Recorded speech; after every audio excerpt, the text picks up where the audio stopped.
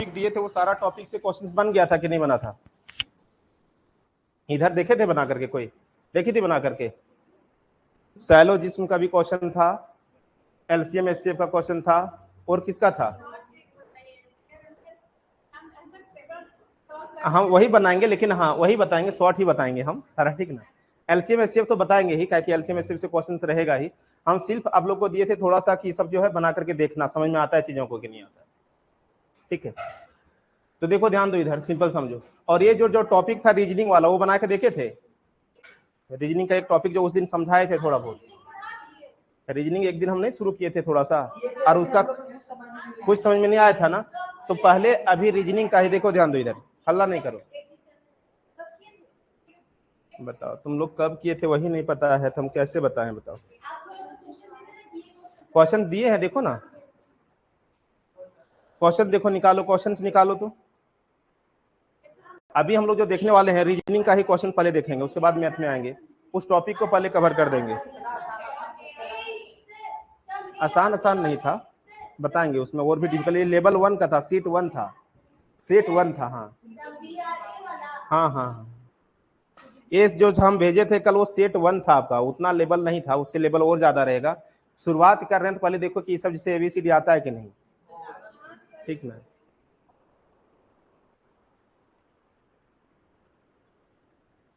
देखो तो कल जो हम लोग देखे थे पहले उसी को क्वेश्चन को समझा देते ताकि एक टॉपिक खत्म हो जाए, एक क्वेश्चन उससे रहेगा आप लोग का, ठीक ना? उस टॉपिक से एक क्वेश्चन रहने को है।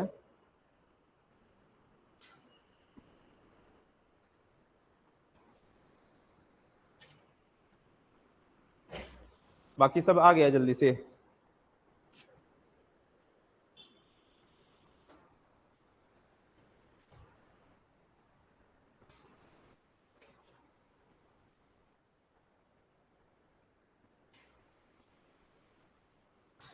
संध्या कुमारी, स्वाति कुमारी, कौशल सिंह, सब आप लोग को आवाज जा रहा है? एक बार बताइएगा, आवाज आप लोग को जा रहा है सबको?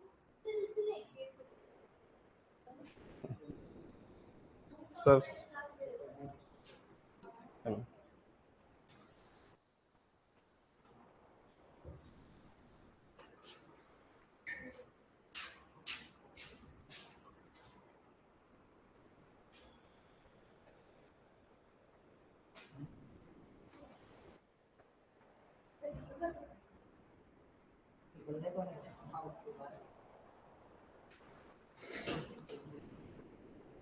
आवाज जा रहा है? देखिए तो क्या लिखिए। चलिए ठीक है, चलिए पहले वही टॉपिक जो रीजनिंग का आप लोग को जो दिए थे पहले उसको खत्म करते हैं। ये क्वेश्चन से हमेशा रहेगा, ध्यान में रखना है, एक क्वेश्चन आपका रहेगा ही उस टॉपिक से, और वो टॉपिक सिर्फ समझना था, बाकी बात आप बना लेते आसानी से। वो टॉपिक आप समझ जाते तो आसानी से बन जाता।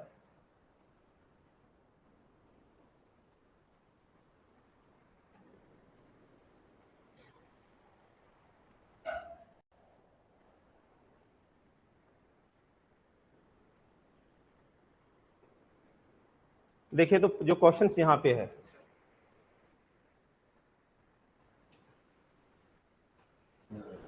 क्वेश्चन सबको दिख रहा है? आप लोग को बताए तो देखो, ब्लैक बोर्ड में चेहरा ठीक दिख रहा होगा, व्हाइट बोर्ड जैसे आता है तो चेहरा नहीं दिखता जब तक लाइट नहीं जलाएंगे। लाइट जलाने पर आप लोग को दिक्कत होता है क्या? मतलब ज्यादा दिक्कत होता है क्या कि व्हाइट बोर्ड जब भी आएगा तो नहीं दिखेगा अच्छा से? दिक्कत है, हो जाएगा ना? देखिए ध्यान दीजिए इधर,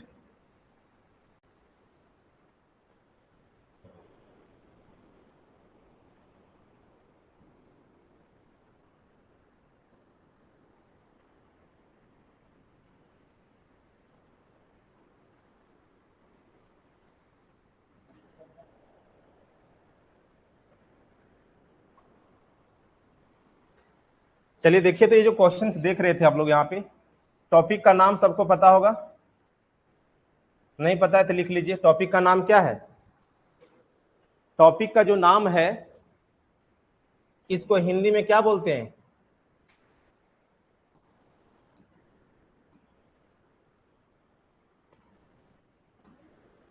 हिंदी में इसको बोलते हैं न्याय निगमन, बताए थे ना उस दिन में। हिंदी में इसको बोलते हैं, इस टॉपिक का नाम ही है न्याय निगमन। न्याय करना किसका काम होता है? जज का। यानी कि इस टॉपिक जैसे आप बना रहे हैं तो आपको क्या बन जाना है? जज बन जाना है। बताए थे ना, थोड़ा सा समझ लो। इस टॉपिक बनाने से पहले आपको क्या सोचना है? अपने आप को साबित करना है कि हम जज हैं। समझ पा रहे हैं क्या कह रहे हैं? यानी कि आपको जो आर्ग्यूमेंट, दो चीजें इसमें रहेगा, देखो ध्यान दो, एक रहेगा इसमें स्टेटमेंट और एक रहेगा कंक्लूजन। क्या रहेगा? स्टेटमेंट और कंक्लूजन, दो चीजें रहेगा, दोनों को एक बार ध्यान से समझना। यहां पे देखो, एक स्टेटमेंट रहेगा और एक क्या रहेगा? कंक्लूजन रहेगा। ये स्टेटमेंट को हमेशा 100% सत्य मानना है, 100% सत्य मानना है, और इसी के आधार पर आप केस लड़ना। हम सोचिए कि यही केस फाइल हुआ है, स्टेटमेंट को मान लो कि एक क्या है, एक केस है, और उसी का हमको ये जो आर्गुमेंट है यानी कि कंक्लूजन, वो क्या है? वकील अपना अपना बात रख रहा है और आप क्या है उसमें से? जज हैं। तो जज का काम क्या होता है बताओ? अगर आप जज बनेंगे तो जज का मेन काम क्या होता है? कि वकील के बात को काटने का कोशिश करना, ना कि सपोर्ट करने का कोशिश करना। समझ आ रहा है कि नहीं? जो भी वकील बोल रहा है वो तो अपने तरीके से सच ही बोलेगा, वो जो बोलेगा उसको लगेगा कि सच ही बोल रहे हैं, तो उसके बात को आप काटने का कोशिश करना होता है। सही करने का कोशिश करेंगे तो सारा सही लगेगा। आपका दिमाग में सिर्फ ये चलना चाहिए कि ये जो बोल रहा है इसको हम किसी भी तरीके से गलत कैसे कर दें। समझ क्या करें? इसको हमेशा गलत करने का कोशिश करना है। अब देखो ध्यान दो, इसमें हम बोले थे सेट को जो बनाना था, ऑल का जो डायग्राम बनाए थे, जिसे हम लोग लिखे थे ऑल, क्या लिखे थे बताओ? जैसे हम लोग लिखे थे क्या पिछले क्लास में? ऑल ए आर बी लिखे थे ना।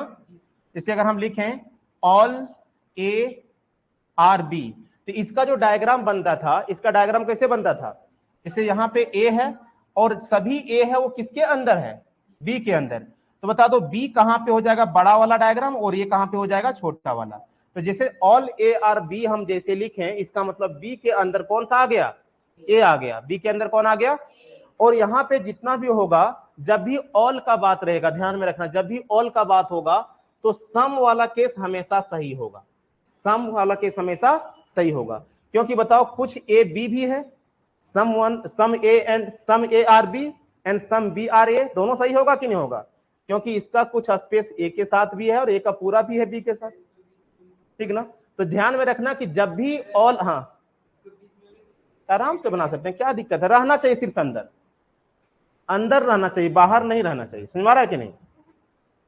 अब यहां पे देखो, इसका मतलब हो गया जब भी ऑल का रहेगा तो ध्यान में रखना कि ऑल में हमेशा कुछ कुछ होता है। गाना सुने कि नहीं सुने? नहीं सुने? ये गाना है ना, तो वही ध्यान में रखना, ऑल में हमेशा सम वाला केस आएगा, और सम में हमेशा ऑल वाला आएगा क्या? नहीं आएगा। सम में हमेशा ऑल वाला नहीं आएगा, तो सम में हमेशा सम वाला रहेगा ही, सम में सम वाला रहेगा, और सम में ऑल वाला नहीं आएगा, ऑल में भी सम वाला आएगा। यानी कि अगर ऑल रहेगा तो सम का भी कंडीशन होगा, और सम रहेगा तो सम का कंडीशन होगा ही। सुना रहा है कि नहीं? अब देखो हम क्वेश्चन पर डायरेक्ट आते हैं, समझना, वहीं से सारा चीज समझ में आ जाएगा। देखो ध्यान दो, इधर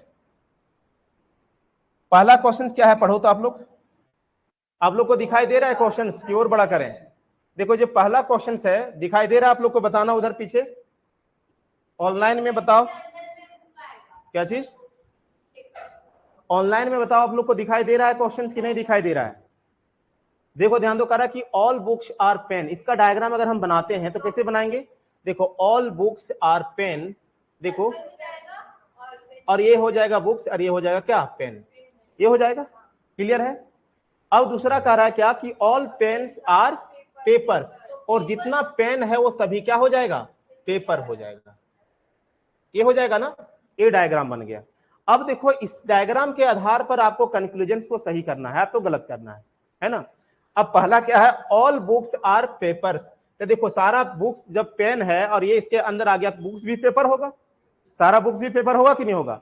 तो पहला जो होगा वो क्या होगा? सही हो जाएगा। फर्स्ट वाला क्या हो जाएगा बताओ? तो जो पहला आएगा वो क्या होगा? राइट होगा। होगा कि नहीं? दूसरा कह रहा है क्या कि सम पेपर्स आर बुक्स। तो देखो जब भी बड़ा वाला डायग्राम छोटा वाला से कंपेयर करेगा तो सम वाला आंसर होगा, यानी कि ये सर्कल इसके साथ जब कंपेयर करेगा तो सम वाला होगा, वॉल वाला नहीं होगा, लेकिन छोटा वाला बड़ा का सारा होगा। होगा कि नहीं होगा? तो दूसरा कह रहा है कि सम पेपर्स आर बुक्स, ये भी क्या है? सही है। सम वाला तो कंडीशन होगा ही। अब देखो ये दोनों सही कर रहा है तो आपको आंसर क्या देना था? Both follows. सी नंबर लिख लो, जल्दी लिखो। ये सारा क्वेश्चन तुरंत कर लेंगे, जितना क्वेश्चन था समझ में आ जाएगा ये टॉपिक। क्या चीज भेजा है ना, तो क्वेश्चन का ये सॉल्यूशन समझ लो, ये सारा समझा देंगे, ये टॉपिक क्लियर हो जाएगा 10 मिनट के अंदर। एक क्वेश्चन आपके पेपर में जरूर दिखेगा इस क्वेश्चन से।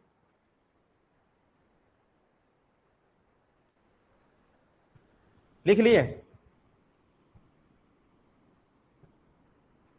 बन गया? दूसरा देखो, ध्यान दो, सेकेंड पे बढ़े, ये समझ में आ गया ना। सेकेंड नंबर जो क्वेश्चन से देखो, ध्यान दो क्या है। सेकेंड नंबर क्वेश्चन यहां पे है, कह रहा कि सम बॉयज आर गर्ल्स। बताओ तो पहले एक 30 सेकेंड का ऑप्शन है, बताओ 30 सेकेंड का समय, आप लोग पहले आंसर बताओ क्या होगा इसका। सेकेंड का पहले आप लोग बनाओ, उसके बाद हम बनाएंगे, ज्यादा नहीं, 30 सेकेंड का समय है। अच्छा, आंसर नीचे लिखा हुआ है, अच्छा गलती। अच्छा, आंसर लिख, इसमें आंसर दे दिया ताकि आप लोग बना करके चेक करो। समझ में आ रहा है कि नहीं आ रहा है? समझ में आ गया था? चलो, आंसर लिखा हुआ था, आप लोग तो देखिए कि आंसर दे देंगे। 30 सेकंड के 1 सेकंड काफी है। देखो ध्यान दो, इसका अगर हम बनाते हैं तो इसको कैसे बनेगा, सिंपल देख लो तुरंत। हाँ,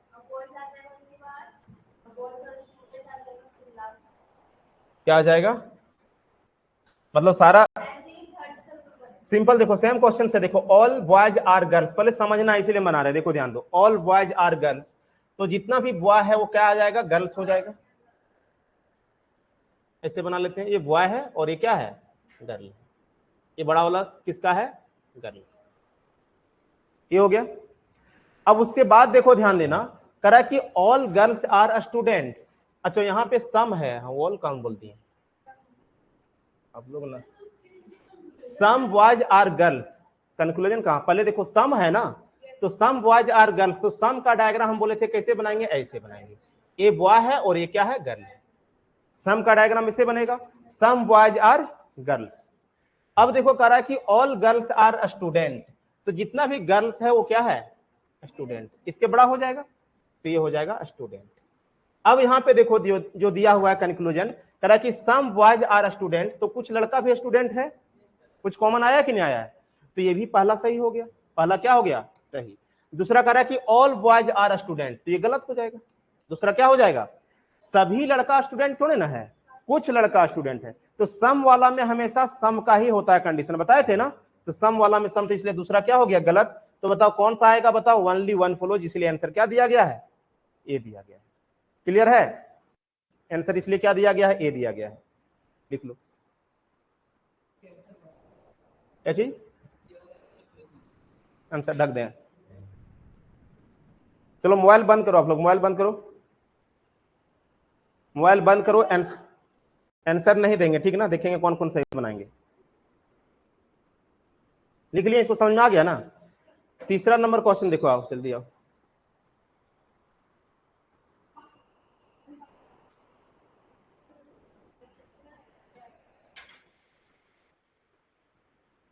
चलो बताओ क्या होगा इसका आंसर,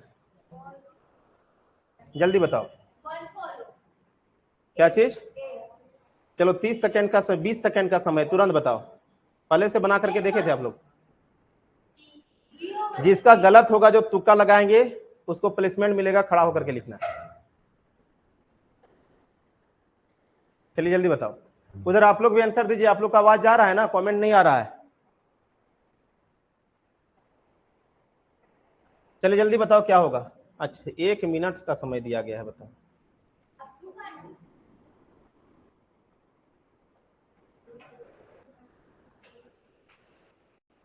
जल्दी बनाओ, जल्दी बनाओ, 20 सेकंड का समय है।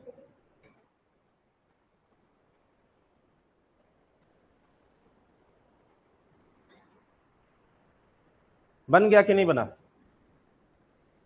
अब आंसर नहीं दिख रहा है, आंसर नहीं आया अभी तक। क्या होगा, क्या होगा इधर, आंसर क्या आ गया है, डी नंबर आंसर आ रहा है। चलिए डी नंबर, हमको कोई देखे तो नहीं थे मोबाइल में। अब देखो ध्यान दो, इधर सिंपल समझ लेना इसमें क्या है। देखो अगर इसका हम पूछें तो क्या है, करा कि all dogs are animals, all dogs are क्या है, एनिमल्स। क्या हो गया, एनिमल हो गया ना। उसके बाद कह रहा है कि सम एनिमल्स आर कैट्स, तो सम एनिमल्स आर कैट्स, तो कहीं पे भी एनिमल को अगर हम काटेंगे, देखो इसका दो डायग्राम बनेगा, पहले बढ़िया से देखो, ध्यान दो, इसमें समझना है। अब ये जो क्वेश्चन दिए थे इसमें समझने की कोशिश करो, देखो ध्यान दो। ऑल डॉग्स आर, मान लेते हैं ये डॉग है और क्या है बता दो, ये एनिमल है। अब आपको कह रहा है कि देखो all some animals are cats, यही ना। अब इसका दो पोजीशन देखो, ध्यान देना, आपको क्या काम है, जज है, जज का क्या काम होता है, गलत करने का कोशिश, क्या करने का कोशिश करना है। तो अब इसका जितना पॉसिबल डायग्राम बन सकता है वो सारा डायग्राम बनाओ।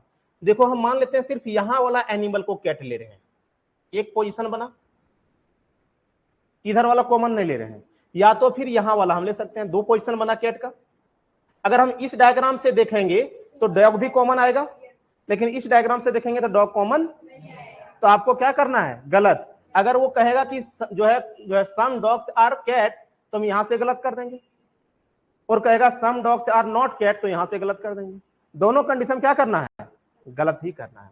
क्या करना है, गलत करना है। अब देखो ध्यान दो, इधर इसमें क्या कह रहा है, स्टेटमेंट कंक्लूजन में चलते हैं।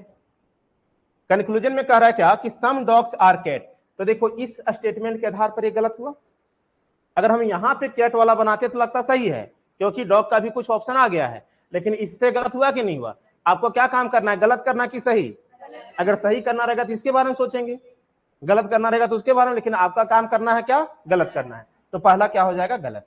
अब देखो कह रहा है कि ऑल एनिमल्स आर डॉग्स, तो ऑल एनिमल्स जो है आर डॉग्स, ये भी गलत है। ये भी क्या है, ऑल डॉग्स आर एनिमल्स, ये जरूरी नहीं कि ऑल एनिमल्स आर डॉग्स, तो ऑल वाला में रिवर्स में ऑल वाला होगा, जरूरी नहीं है, तो ये भी गलत। तो दोनों गलत, बताओ तो दोनों गलत, तो कौन सा हो जाएगा बताओ, नाइदर फ्लोज, यानी कि डी नंबर ऑप्शन होगा। क्या होगा, डी नंबर ऑप्शन हो जाएगा इसका, डी नंबर है। समझ में आया कि नहीं आया, जल्दी बताओ। इधर कंफ्यूजन है तो जल्दी बताओ, फिर आगे बढ़ेंगे। इधर क्लियर है, चलिए देखो आंसर क्या था, डी नंबर। चलिए 4 का बनाओ, क्या होगा।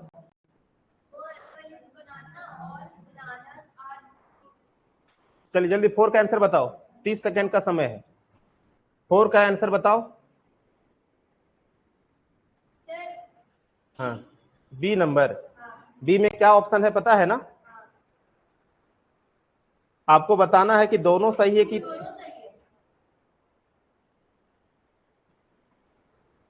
चलो बताओ इसमें आंसर कहाँ है,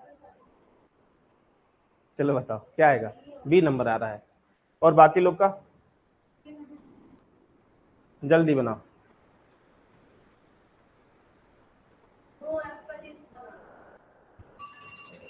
बस देख रहे कितना समय फास्ट चलता है इसमें।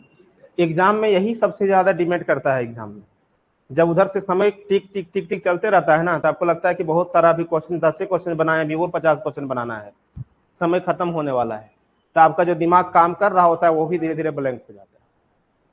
ठीक है, देखो ध्यान दो इधर, अगर यहाँ पे बात करें तो इस क्वेश्चन को नहीं बना पाते आप लोग। देखो क्या है, करा कि नो एप्पल्स इज बनाना, यानी कि इसके बीच में कोई कॉमन नहीं है, दोनों अलग अलग होगा, डिस्कनेक्ट है, ठीक ना। ये बता दो, अगर हम इसको एप्पल ले लेते हैं और इसको बनाना ले लेते हैं, ठीक ना, उसे कहा था कि ऑल बनाना जार फ्रूट्स, और ये सभी क्या है, ये फ्रूट है, ये क्या है। अब ये नहीं सोचना कि एप्पल भी तो फ्रूट होता है सर, सेंस नहीं जाना है, यहाँ के अनुसार से चलना है, ठीक ना। अब देखो क्या है कि नो एप्पल आर फ्रूट्स, तो देखो ध्यान दो, नो एप्पल आर फ्रूट्स, तो ये सही है कि गलत है, कैसे गलत हुआ,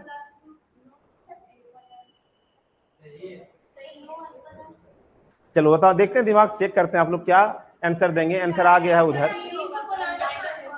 आंसर बी नंबर आ रहा है। चलिए समीक्षा स्वाति बी नंबर, चलो हाँ क्या देखो ध्यान दो, पहले समझना इस चीजों को, समझो इधर क्या कह रहे हैं। अगर हम यहाँ पे बात करें तो कह रहा है कि नो एप्पल्स इज बनाना, यानी कि इसके बनाना और एप्पल के बीच में कोई संबंध नहीं है। इसमें आ गया ना, बनाना और एप्पल के बीच में कोई संबंध है क्या, नहीं है। उसके बाद कह रहा है कि all bananas are fruits, all banana क्या है, फ्रूट्स है।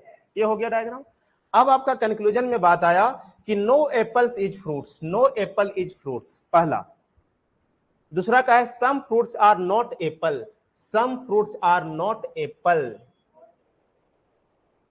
Some fruits are not apple, क्या होगा बताओ जल्दी। दोनों सही है, देखो दोनों सही है। सो देखो क्या है, दोनों सही कि दोनों गलत? नाइदर फ्लोज यानी कि ओनली क्या है, आंसर क्या है, ओनली टू फ्लोज। तो यानी कि सिर्फ दो कर रहा है, फ्लोज। क्यों सिर्फ दो कर रहा है बता दो। अब पॉजिटिव का पॉजिटिव क्या नेगेटिव, देखो ध्यान दो इधर, सिंपल क्यों दो कर रहा है, सिंपल देखो ध्यान दो इधर, कह रहा है क्या कि नो एप्पल्स इज फ्रूट्स। ये गलत क्यों हुआ, सबसे पहले ये देखो ये गलत हुआ क्यों। अब बताओ, हम ये कह सकते हैं कि कोई भी एप्पल बनाना नहीं है ना, कोई भी एप्पल बनाना नहीं है, यानी कि इसका इसका कोई कनेक्शन नहीं है। तो फ्रूट्स जो है एप्पल से, यानी कि फ्रूट जो है बनाना से ज्यादा है कि कम है, ज्यादा है। तो हो सकता है इधर वाला में कॉमन होगा ना, हमको गलत करना है, सही नहीं करना है। क्या करना है, गलत करना है।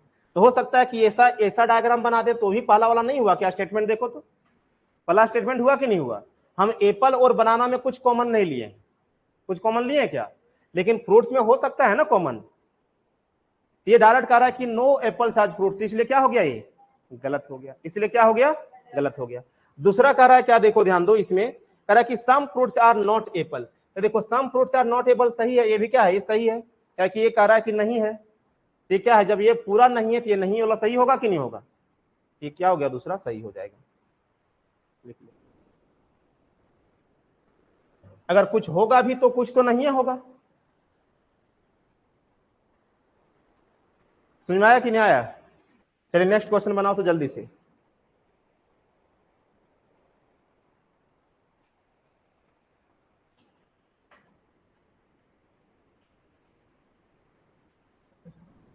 चलिए जल्दी बताओ क्या होगा आंसर 5 नंबर का,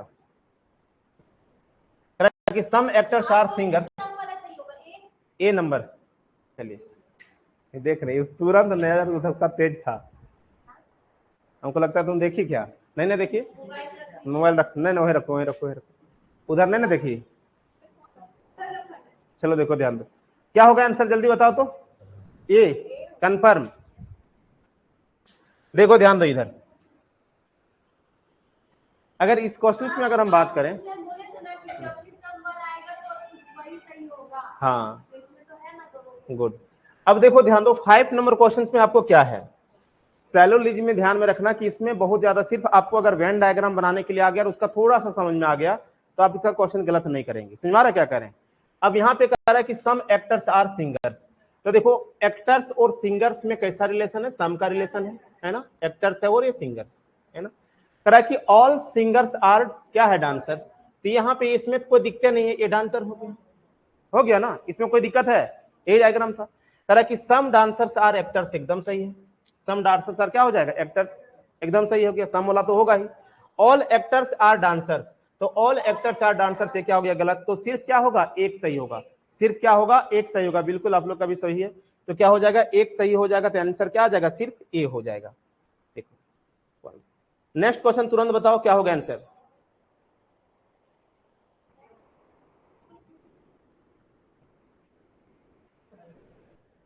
क्या होगा 6 नंबर क्वेश्चन का, जल्दी आंसर बताओ। ए होगा, गुड। अब देखो 6 नंबर का आंसर क्या होने वाला, जल्दी बताओ। सबका बना कि नहीं बना, बन जाएगा तुरंत, कोई दिक्कत नहीं। अब देखिए, अब हम भी देखेंगे तो क्वेश्चन में पढ़े भी नहीं। कह रहा है कि all trees are plants, no plants is animal. हाँ गुड, डायग्राम बनाओ, डायग्राम बनाओ तो कॉन्फिडेंस आएगा, ठीक है, डायग्राम बनाने की कोशिश करो।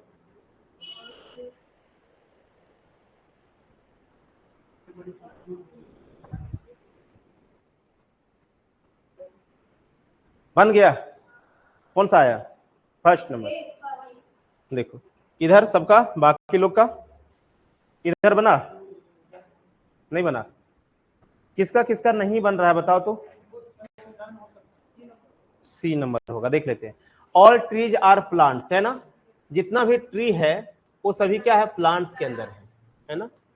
और उसके बाद कह रहा है क्या, प्लांट्स के अंदर है। कह रहा है कि नो प्लांट्स आर एनिमल। तो बता दो एनिमल और प्लांट में कोई रिलेशन नहीं, इसका मतलब ट्री में भी कोई रिलेशन नहीं होगा क्योंकि उसका छोटा है, छोटा रूप है कि नहीं।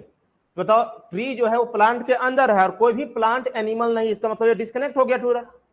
अब आपको कह रहा है क्या कि नो ट्री इज एनिमल, तो जब डिस्कनेक्ट हो जाएगा ना तो इसके बीच में कोई रिलेशन पूछेगा तो हमको हमेशा गलत ही बताना है। क्या बताना है? गलत। तो पहला क्या हो जाएगा? गलत। पहला क्या हो जाएगा? गलत। Some animals are not plants, some animals are not plants, तो इसके बीच में देखो कुछ भी रिलेशन होगा तो गलत होगा, कुछ भी रिलेशन हमको, तो जब डिस्कनेक्ट हो गया तो कोई भी रिलेशन हमको नहीं देना है, समझ आ रहा है ना? तो क्या होगा बता दो? ओनली वन क्या हो जाएगा? Only one follows. क्या हो जाएगा? Only one follows. वन कैसे हो रहा है सही बताओ? देखो ध्यान दो, कह रहा है कि ओनली वन फॉलोज है, यानी कि सिर्फ एक सही है। एक कह रहा है कि नो ट्रीज आर एनिमल, तो देखो यहाँ पे एक भी ट्री एनिमल नहीं, वो तो सही था ना, नो ट्री आर एनिमल, तो पहला तो सही था। और दूसरा में आपको क्या कह रहा था? दूसरा में आपको कह रहा था क्या? कौन था? ये था ना, 7 था कि 6 था? ये वाला था ना दूसरा में, some animals are not plants. तो some animals are not plants, इसके बीच में हमको कोई रिलेशन नहीं बताना है। जब डिस्कनेक्ट हो गया तो कोई रिलेशन, जब इसके बारे में कहा डायरेक्ट कह रहा है कि डिस्कनेक्ट है तो कोई रिलेशन नहीं बताना, ये गलत हो गया। और इसके बीच में क्या था? ये है नहीं, एक कह रहा था एकदम नहीं है तो सही है। तो क्या हो जाएगा? सिर्फ एक सही हो जाएगा, नो ट्री इज एनिमल्स। अगला 7 नंबर क्वेश्चन में क्या सही होगा बताओ? 7 नंबर क्वेश्चन में क्या सही होगा बताओ?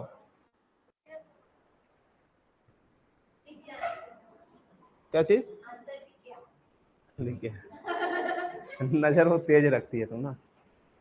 क्या उधर कुछ पूछ रहे हैं आप लोग? सी क्यों नहीं हो सकता? कौन सा क्वेश्चन नंबर बताओ? स्वाति क्वेश्चन नंबर बताओ, किसका सी पूछ रहे हैं आप? क्वेश्चन नंबर बताओ किसका सी नंबर पूछ रहे हैं, फिर उसका हम डिस्कशन कर देंगे फिर से।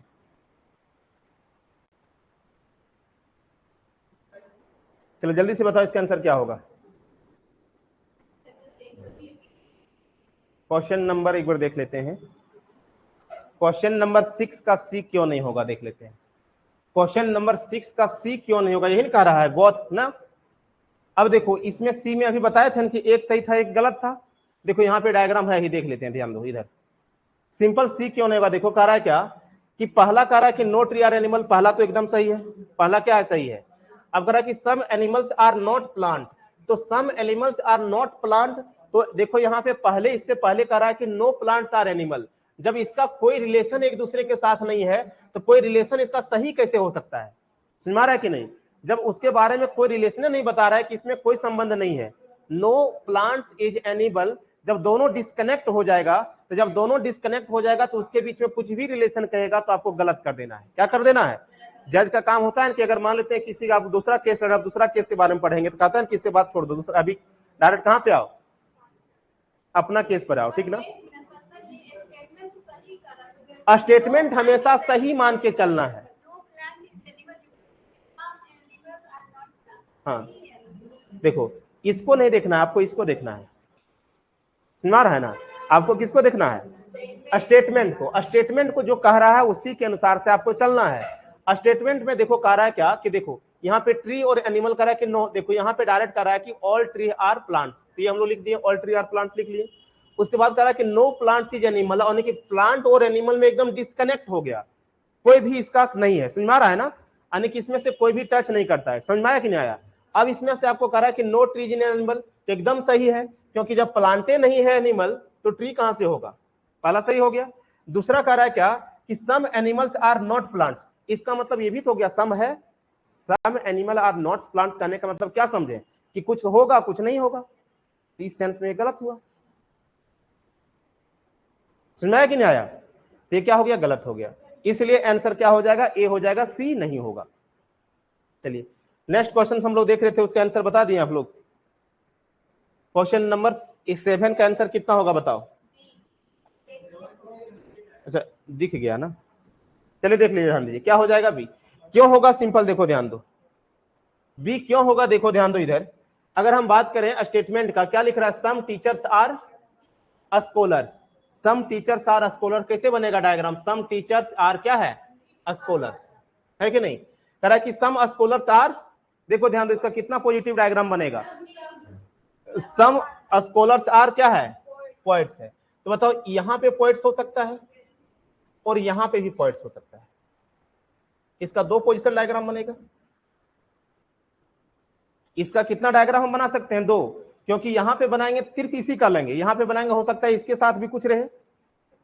अब हमको क्या करना है, अगर यहां वाला बोलेगा तो इससे गलत करेंगे, यहां वाला बोलेगा तो इससे गलत करेंगे। समझ क्या कह रहे हैं? आपको कह रहा है क्या, देखो सम टीचर्स आर पोएट्स, तो सम टीचर्स आर पोएट्स, देखो यहां से लग रहा है सही, लेकिन इससे क्या हो जाएगा, इसका मतलब पहला गलत, पहला गलत। कह रहा है कि सम पोएट्स आर स्कॉलर्स, तो सम पोएट्स आर स्कॉलर्स तो होगा ही ना, हमेशा सही होगा, यहां से ले चाहे तो यहां से ले, होगा ही। तो दूसरा क्या सही है, तो सिर्फ 2 सही है, यानी कि ओनली 2 फॉलोज हो जाएगा। क्या हो जाएगा, ओनली 2 फॉलोज। क्लियर है? अगला बताओ।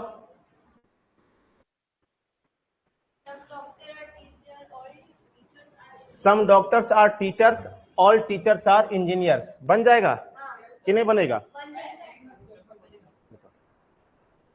क्या एक सही होगा कि दोनों सही होगा? जल्दी बना। गुड।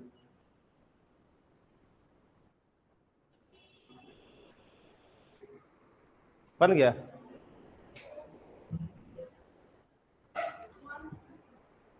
कौन दूसरा सही होगा? पहला होगा। हाँ, उधर आप लोग बताइए क्वेश्चन नंबर 8 का आंसर क्या होगा? सिंपल ध्यान में रखना, अगर एक सही होगा तो ए आंसर देना है, दोनों बी, दूसरा सिर्फ सही होगा तो बी आंसर देना है, दोनों सही होगा तो सी आंसर देना है, और दोनों गलत होगा तो डी आंसर देना है। ठीक ना? आंसर क्या आ रहा है सबका? 8 नंबर का, 8 का बी, 8 का बी, सबका बी आ रहा है। अब देखिए हो सकता है अभी हम बताएं अब बी है कि ये है, पहले देखने दो, देखो ध्यान दो, इधर बनाते हैं इस क्वेश्चन को, पहले समझो। करा क्या कि सम डॉक्टर्स आर टीचर, सही है ना? तो सम डॉक्टर्स आर टीचर्स, इसका मतलब ये हो जाएगा ये डॉक्टर है और ये क्या है, टीचर है, ऐसा बन जाएगा। Some doctors are teachers, all teachers are engineers, तो ऑल टीचर्स आर इंजीनियर्स, ये हो गया इंजीनियर्स, हो गया ना? अब देखो कह रहा कि सम डॉक्टर्स आर इंजीनियर्स, तो सम डॉक्टर्स आर इंजीनियर्स बिल्कुल सही है, पहला, पहला सही है। उसके बाद कह रहा कि all engineers are teacher, all engineers are, तो बताओ ऑल इंजीनियर्स आर टीचर एकदम गलत है, गलत है कि नहीं है? तो बताओ सिर्फ कौन सही है? इन्हीं के आने के आपका क्या होगा, 1 फॉलो, जाने की आंसर क्या होना चाहिए था, ए। आंसर क्या होना चाहिए था, ए होगा आंसर, इसका क्या होगा, ए। आंसर क्या हो जाएगा, ए हो जाएगा आंसर। क्लियर है? समझ में आ गया कि नहीं? ये टॉपिक अच्छा समझ में आ गया है? एक क्वेश्चन फिक्स है कि आपका पेपर्स में रहेगा, इससे बन जाएगा ना? क्या चीज? हाँ, एक एक रहेगा, तो नहीं बन रहा है तुमसे? क्या चीज नहीं बन पा रहा है, तो पूछ काहे ना रहे हैं? ऐसा क्यों, बताओ ऐसे कैसे होगा? ठीक ना? तो देखो ध्यान दो, इधर पूछना है, जैसे नहीं बनेगा तो पूछना है ना। जैसे देखो अभी हम लोग चल गए 7, 8 में, शुरू में भी पूछ लेते, हमको लगता है पहला दिन नहीं आए थे जब इसको बता रहे थे ना, उस दिन भी थे, हमको लगता है परसों बताए थे इसका कुछ क्वेश्चन। तो उस दिन बोले थे कि इसको बढ़िया से समझा दे, बोले कि क्वेश्चंस लेंगे तो साथ ही साथ पढ़ा भी देंगे, समझा भी देंगे, खत्म भी हो जाएगा। ठीक है, देखो ध्यान दो आगे 9 नंबर क्वेश्चन समझने की कोशिश करो, इसका डायग्राम अगर आप बनाएंगे तो आसानी से समझ में आ जाएगा। अब देखो all pencils are eraser, no erasers is sharpener. हाँ, अच्छा ए नंबर आंसर हो जाएगा। चलो देखो ध्यान दो, अब देखो इधर क्या है, क्वेश्चन सिंपल समझो।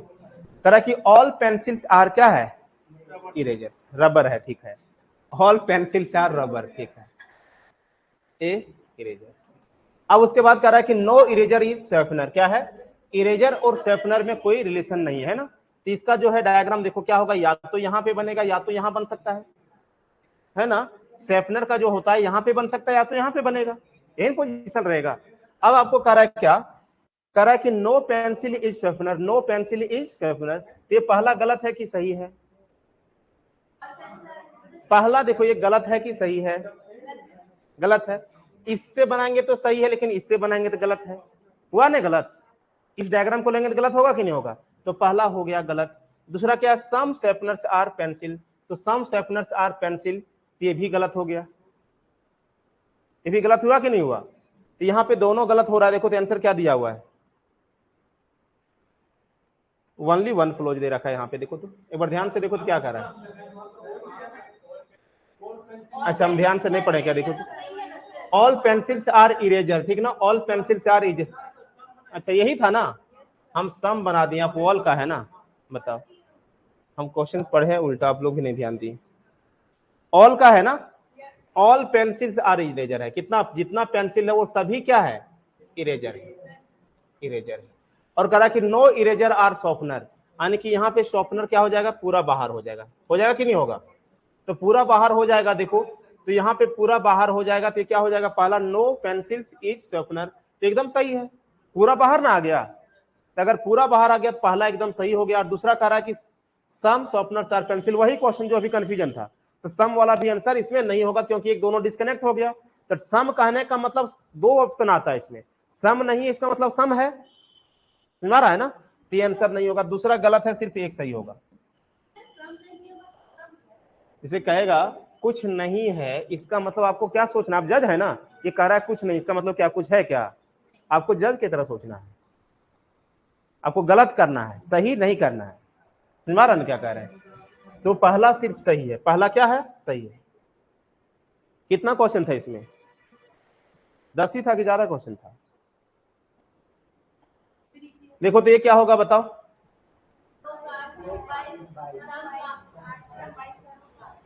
क्या हो जाएगा बताओ, बी होगा, तुम पहले बना करके बताओ।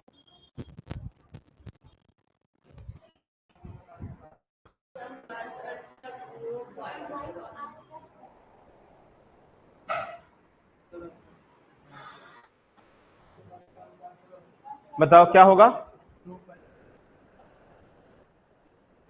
नहीं बना, 10 नंबर क्वेश्चन बना के नहीं बना,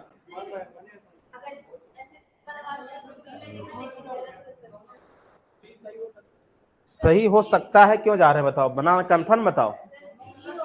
देखो ध्यान दो, कह रहा है कि नो कार इज बाइक, क्या कह रहा है बताओ, नो कार इज बाइक, ये कार है और ये बाइक है ना, कह रहा है कि सम बाइक्स आर ट्रक्स, तो सम बाइक्स जो है और क्या है, ट्रक्स है, तो इसका डायग्राम हम लोग ऐसे बना सकते हैं कि नहीं, सम बाइक्स आर ट्रक्स, ये क्या है, ट्रक है, और कार को इधर भी ले सकते हैं, दो डायग्राम इसका, कार को इधर भी ले सकते हैं कि नहीं, ट्रक में तो कुछ कॉमन हो सकता है, नहीं भी हो सकता है, ठीक ना, ऐसा डायग्राम लिए।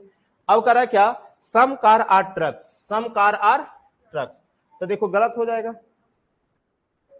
होगा कि नहीं होगा, इससे हो जाएगा सही, लेकिन इससे क्या होगा गलत, तो हमको क्या करना है, गलत करना, हमको क्या करना है, गलत, तो पहला क्या होगा, गलत। दूसरा कह रहा है कि no bikes is car, no bikes is car, तो देखो ध्यान दो, नो बाइक इज कार, ये क्या होगा, सही होगा कि नहीं होगा, देखो ध्यान दो, कह रहा है कि no car is bike, no car is bike, तो बताओ नो कार इज बाइक है, यानी कि इसमें कोई सिलेक्शन क्या है, नहीं है, कह रहा है कि देखो नो कार इज बाइक, कोई भी कार जो है वो बाइक नहीं है, यही ना, और यहां पे कह रहा है क्या कि नो बाइक इज कार, ये भी सही हुआ कि नहीं हुआ, हुआ कि नहीं हुआ, जल्दी बताओ। इसमें देखो ध्यान दो, आपको इस स्टेटमेंट को देखो और इस कंक्लूजन को देखो, इस स्टेटमेंट को देखो और इस कंक्लूजन को देखो, तो क्या कह रहा है, यहां कह रहा है कि नो कार इज बाइक, यानी कि कार जो है बाइक नहीं है, कार बाइक नहीं है, कोई भी कार बाइक नहीं है, और ये कह रहा है कि नो बाइक इज कार, तो बताओ ये भी तो सही हो रहा है ना, तो दूसरा क्या हो रहा है, सही, आंसर देखो तो क्या दिया हुआ है, आंसर बी है ना, आंसर क्या है, बी है, समझ आ गया कि नहीं आया, जो सही लेगा वो मार देंगे। अच्छा अभी तक इसका सब सही हो गया ना, इसलिए चलिए क्लियर है, समझ में आ गया, ये समझ में आ गया ना, देखो हमको लगता है 15 क्वेश्चन था इसमें ना, टोटल 15 क्वेश्चन था इसमें ना, देखो ध्यान दो इधर, नेक्स्ट क्वेश्चन क्या है बताओ, तो इसका आंसर क्या आएगा, कह रहा कि all chairs are tables, some tables are furniture, क्या होगा इधर बताओ, इधर बताओ, उधर उधर उधर उधर बताओ, उधर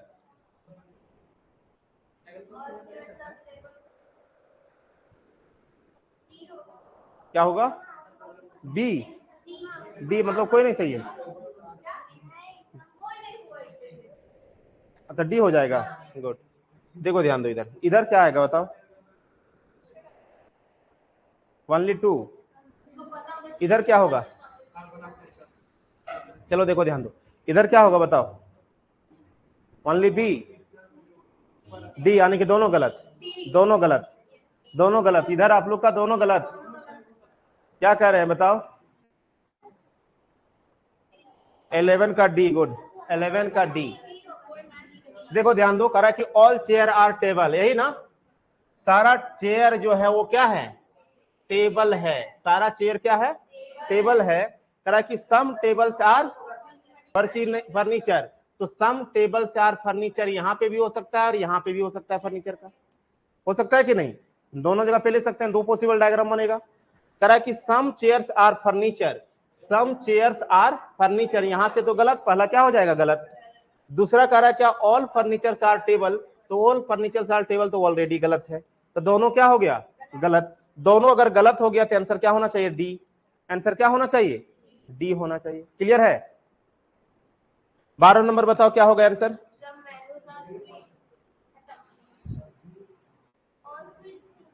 देखो ध्यान दो, पहले ऊपर वाला लिख लो क्या है, सब मैंगोज आर स्वीट्स, यही ना, सम मैंगोज आर स्वीट्स, और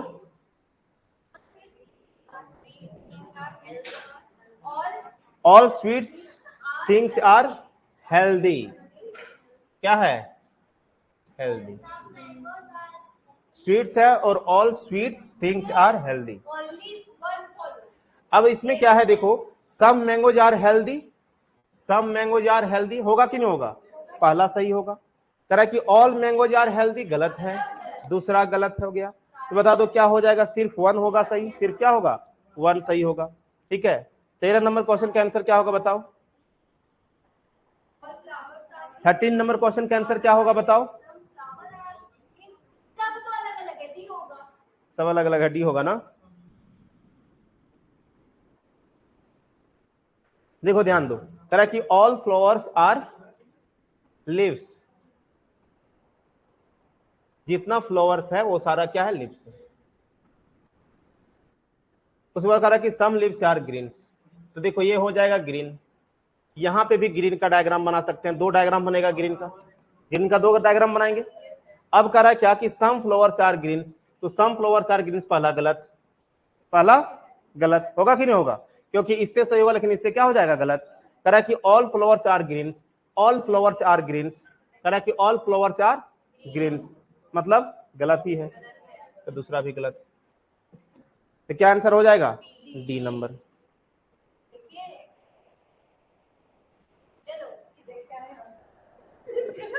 देखो ध्यान दो, नेक्स्ट क्या है बताओ, all birds are animals, some animals are, फिर क्या होगा, डी होगा। 14 का क्या होगा आंसर बताओ, 13 का डी आ रहा है, ठीक है, सी दिया था कि डी है।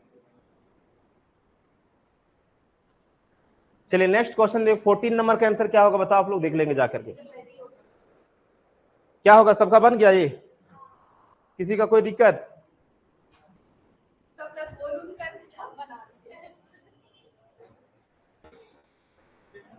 14 का आंसर क्या हो जाएगा, डी। चलिए, some birds are animals, some animals are insects, तो देखो ध्यान दो, सम बर्ड्स आर एनिमल, यही ना, एनिमल, और कह रहा है क्या, अच्छा ऑल है, ऑल बर्ड्स आर एनिमल्स, यही ना। उसके बाद कह रहा है कि सम एनिमल्स आर इंसेक्ट, तो यहाँ पे इंसेक्ट यहाँ पे बन सकता है और इंसेक्ट यहाँ पे बन सकता है, यही ना। अब बताओ इसमें कह रहा है कि सम बर्ड्स आर इंसेक्ट्स, गलत, पहला क्या हो जाएगा गलत, दूसरा क्या होगा, ऑल इंसेक्ट्स आर एनिमल्स, तो ऑल इंसेक्ट्स आर एनिमल्स, दूसरा भी दोनों गलत हो गया, कोई दिक्कत। 15 नंबर भी बन जाएगा, बन जाएगा कि नहीं, हाँ क्लियर, बन जाएगा कि नहीं बनेगा।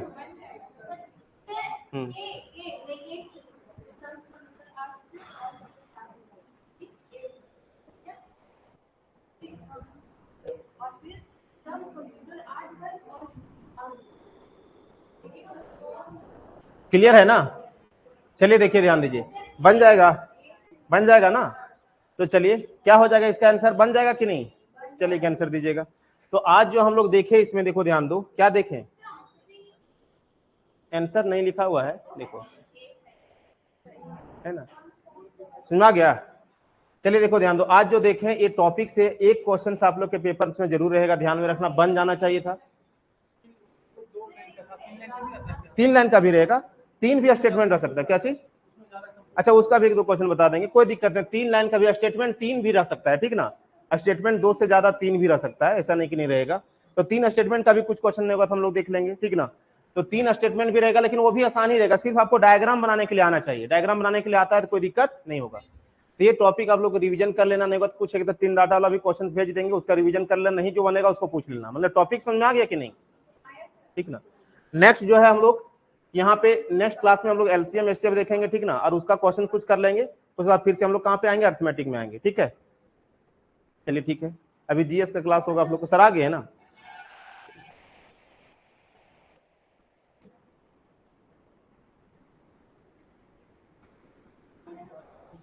कुछ कुछ टॉपिक और भी होगा तो आप लोग का जो इंपॉर्टेंट टॉपिक होगा उसका सिलेक्शन वीडियो बना करके आप लोग को हम डाल देंगे, ताकि उधर से भी आप कवर कर सकें। थोड़ा सा समझ में आ रहा है ना? क्योंकि समय बहुत कम है, मेन बात है, समय जो है कितना कम है। मैथ अगर देखा जाए तो 2 महीना आपको कहाँ लग रहा है? ना देखो, फिर भी देखो, ध्यान दो इधर, अभी जो हम बता रहे हैं, अभी इधर सिंपल समझना, समय कम है, इसलिए आप लोग जितना ज्यादा से ज्यादा चीजों को देख सकते हैं, टॉपिक को ज्यादा कवर करने की कोशिश करना, सिलेबस कंप्लीट करने का 100% कोशिश करेंगे। सिलेबस कंप्लीट कर देंगे। देखो इधर ध्यान, सिलेबस कंप्लीट मान लो हम सब कर दिए और क्वेश्चन ये को नहीं बना, तो क्या दिक्कत है? बताओ, दिक्कत हुआ कि नहीं हुआ? अगर मान लेते हैं सिलेबस 1-2 टॉपिक अगर नहीं भी कंप्लीट हुआ, लेकिन सारा क्वेश्चन सब जो पढ़े उससे बन जा रहा है, तो वो बेनिफिशियल ज्यादा होता है। समझ रहा है कि नहीं? तो मैथ सोचो कि लगभग जहां पे आपको 7 से 8 महीना लगातार क्लासेस चलता है, वहां 1 महीना में खत्म करना है। तो हम बहुत डिटेल से बताते हैं, हम लोग को नहीं पता होगा, नहीं हुआ तो मेरा वीडियो देखिएगा जो फाउंडेशन में करवाते हैं, एक एक टर्म के एक एक टाइप लेकर के 5-5 क्वेश्चन करवाते हैं, लेकिन यहाँ पे समय नहीं है, तो आप लोग को प्रैक्टिस करना है, नहीं बनेगा तो पूछना है। समझ रहा क्या करें? इसे नहीं बनेगा तो उसको पूछ लेना है। लेकिन यहाँ पे क्या होगा, क्लास में हम थोड़ा सा फास्ट चलेंगे, इसलिए क्या कि समय पे खत्म भी करना है। और जो प्रैक्टिस करेंगे, प्रैक्टिस के दौरान अगर कोई भी चीजें नहीं बनता है, ठीक है, तो उसको पूछ लीजिए। आपके पास एक प्रॉपर बुक होना चाहिए, एक बुक नहीं होगा तो कम से कम एक कोई भी बुक खरीद लीजिए, अर्थमेटिक का कोई बुक खरीद लीजिए, नहीं मिलता है। अगर बहुत ज्यादा समय लगता है तो लूसेंट का ही इतना पतला रहता है, वही खरीद लीजिए, ठीक ना? उसी से बनाइए, प्रैक्टिस कीजिए। नहीं बनता है क्वेश्चन, पूछिए, पूछने पर नहीं बताएंगे तब ना। अब यहाँ पे देखो, आप लोग को समस्या समझ में आ रहा है कि 1 महीना है, हमको सारा सब्जेक्ट कराना भी है। अगर नहीं सारा सब्जेक्ट कराएंगे, आप लोग बोलेंगे सर नहीं तो सिलेबस में नहीं खत्म किए हैं, ठीक है? इसलिए ध्यान में रखना।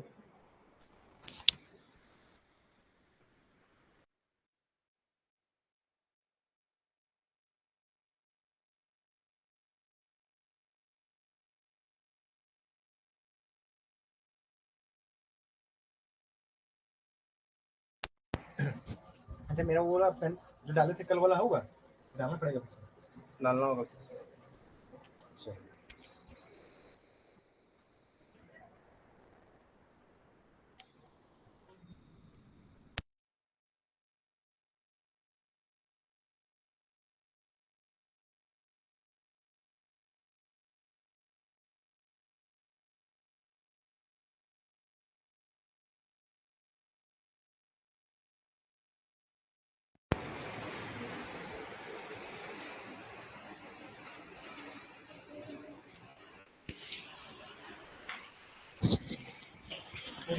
हाँ,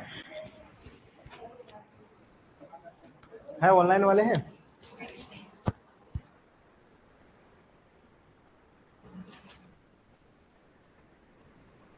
स्प्लिट यहीं से होगा ना, मोर में ना? ठीक,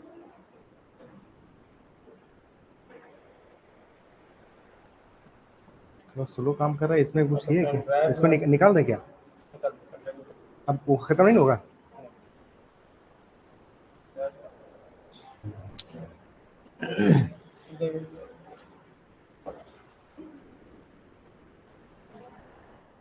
ठीक है। और नोटपैड कहाँ से आ गया? नो नो ठीक। इसको हटा दीजिए, इसका है। हाँ ठीक है, रहने दो, बिल्कुल। देखिए लास्ट क्लास में हम लोग क्या देख रहे थे, salient features of the Indian constitution और sources of the Indian constitution. ठीक है, भारतीय संविधान के स्रोत और भारतीय संविधान के विशेषता के बारे में। तो विशेषता में सबसे पहले जानते हैं कि भारतीय संविधान भारत का ही नहीं, ये पूरे वर्ल्ड का सबसे लेंथीएस्ट कॉन्स्टिट्यूशन में से एक है। ठीक है, और इसके लेंथीएस्ट होने के पीछे का कारण ये है कि इसमें ऑलरेडी 22 भाग हैं, 12 शेड्यूल है। ये तमाम बातों को लेकर के हम लोगों ने देखा था कि ये लेंथीएस्ट हो जाता है। साथ ही साथ हम लोग बात किए थे कि इसमें जो भी चीजें लेंथीएस्ट होने के और पीछे कारण क्या है, ज्योग्राफिकल फैक्टर्स। ज्योग्राफिकल फैक्टर्स का मतलब है कि इंडिया का हर एक टेरिटरीज का, स्टेट का, और जितना भी उनका क्षेत्र है, उन तमाम बातों को, डाइवर्सिटीज को हम लोगों ने क्या करके कंपाइल करके कॉन्स्टिट्यूशन को लिखा है। तो ये फैक्टर था। दूसरा में क्या था, हिस्टोरिकल फैक्टर्स। हिस्टोरिकल फैक्टर्स का मतलब है कि हम लोगों ने गवर्नमेंट ऑफ इंडिया एक्ट 1935 से भी बहुत सारे सोर्सेस को लिया हुआ है। क्लियर है। तीसरा में था कि यहाँ पर जो हम लोगों ने भारतीय संविधान को लिख रहे थे, तो लिखने के टाइम पर हम लोग एक बात को ये किए कि इंडिया के लिए ही संविधान है, ना कि किसी राज्य के लिए। इसका मतलब है सिंगल कॉन्स्टिट्यूशन है, तो इसके लिए सारे प्रोविजंस को हम लोगों ने एक कॉन्स्टिट्यूशन में रखा। तो ये के कारण है कि बल्कि होने का। और तीसरा चौथा लास्ट सबसे इंपॉर्टेंट बात यह है कि जब कॉन्स्टिट्यूशन को लिखा जा रहा था, तो उसमें जितने भी कॉन्स्टिट्यूशनल मेंबर्स थे, तो most of the members are from the legal luminaries, यानी लीगल फील्ड से था, लीगल फ्रेटर्निटी से था। तो जिसके वजह से सबसे ज्यादा चीजों को हम लोगों ने एड ऑन करने की कोशिश किया, और इसके वजह से क्या होता है हमारा कि बुक अपने आप में लेंथी हो जाता है। उसके बाद दूसरा हम लोगों ने फीचर्स देखा था कि हमारे विशेषता क्या संविधान का, कि हम लोगों का भारतीय संविधान का विशेषता ये है कि हम लोगों ने कॉन्स्टिट्यूशन में जितने भी चीजें लिखे हैं वो हम लोगों ने बोरोड भी किया है अलग अलग कॉन्स्टिट्यूशन से। इसका मतलब है कि हम लोगों ने सोर्स अलग अलग जगह से लिया है। तो हम लोगों ने सोर्स पे क्या लिखे थे बाबू, लास्ट क्लास में हम लोगों ने बात किया था कौन सा, पहले हम लोगों ने गवर्नमेंट ऑफ इंडिया एक्ट का बात किया था। ये वहां पर फिर नहीं दिखेगा लगता है। अच्छा, उन लोगों को ये सर कल बुक बता दीजिएगा। ठीक है, लाइट वगैरह सब क्लियर, तुम लोग को नहीं दिख रहा है, यहाँ से चमक रहा है क्या? देखो मैं नहीं करूंगा बंद, इसलिए क्योंकि हो सकता है बंद हो जाए पूरा कैमरा वगैरह, ये रिफ्लेक्ट कर रहा है थोड़ा सा ना। अच्छा कोई नहीं, आगे पीछे करके देख लेंगे, ऐसे करेंगे, सॉरी। तो देखिए यहाँ पे पहले गवर्नमेंट ऑफ इंडिया एक्ट के बारे में हम लोगों ने देखा था, लास्ट क्लास में ये देखे थे हम लोग गवर्नमेंट ऑफ इंडिया एक्ट के बारे में। ये हम लोगों का जो प्रोविजंस है, ये है ना। और साथ ही साथ हम लोगों ने यहाँ पे ब्रिटिश कॉन्स्टिट्यूशन के बारे में देखा था। ब्रिटिश कॉन्स्टिट्यूशन के बारे में हम लोग देख रहे थे क्या क्या विशेषता हम लोगों ने अपने संविधान में लिया। तो यहाँ पे पार्लियामेंट्री फॉर्म ऑफ गवर्नमेंट है, रूल ऑफ लॉ है, लेजिस्लेटिव प्रोसीजर है, सिंगल सिटीजनशिप कहाँ से लिए हुए हैं हम लोग, ब्रिटेन से लिए हुए हैं। अमेरिका में 2 सिटीजनशिप की बात होता है, एक स्टेट का और एक उनका यूएस का जो अपना है सो। और साथ ही साथ यहाँ पे कैबिनेट सिस्टम जो बात करते हैं, विशेषाधिकार की जब बात करते हैं, तो उसमें हमारा ये चीज देखने को मिलता है। ठीक है, एक सेकंड रुकिएगा जरा। हाँ हेलो, क्लास लेते बोलिए, बात करिए। ये थे क्या देने?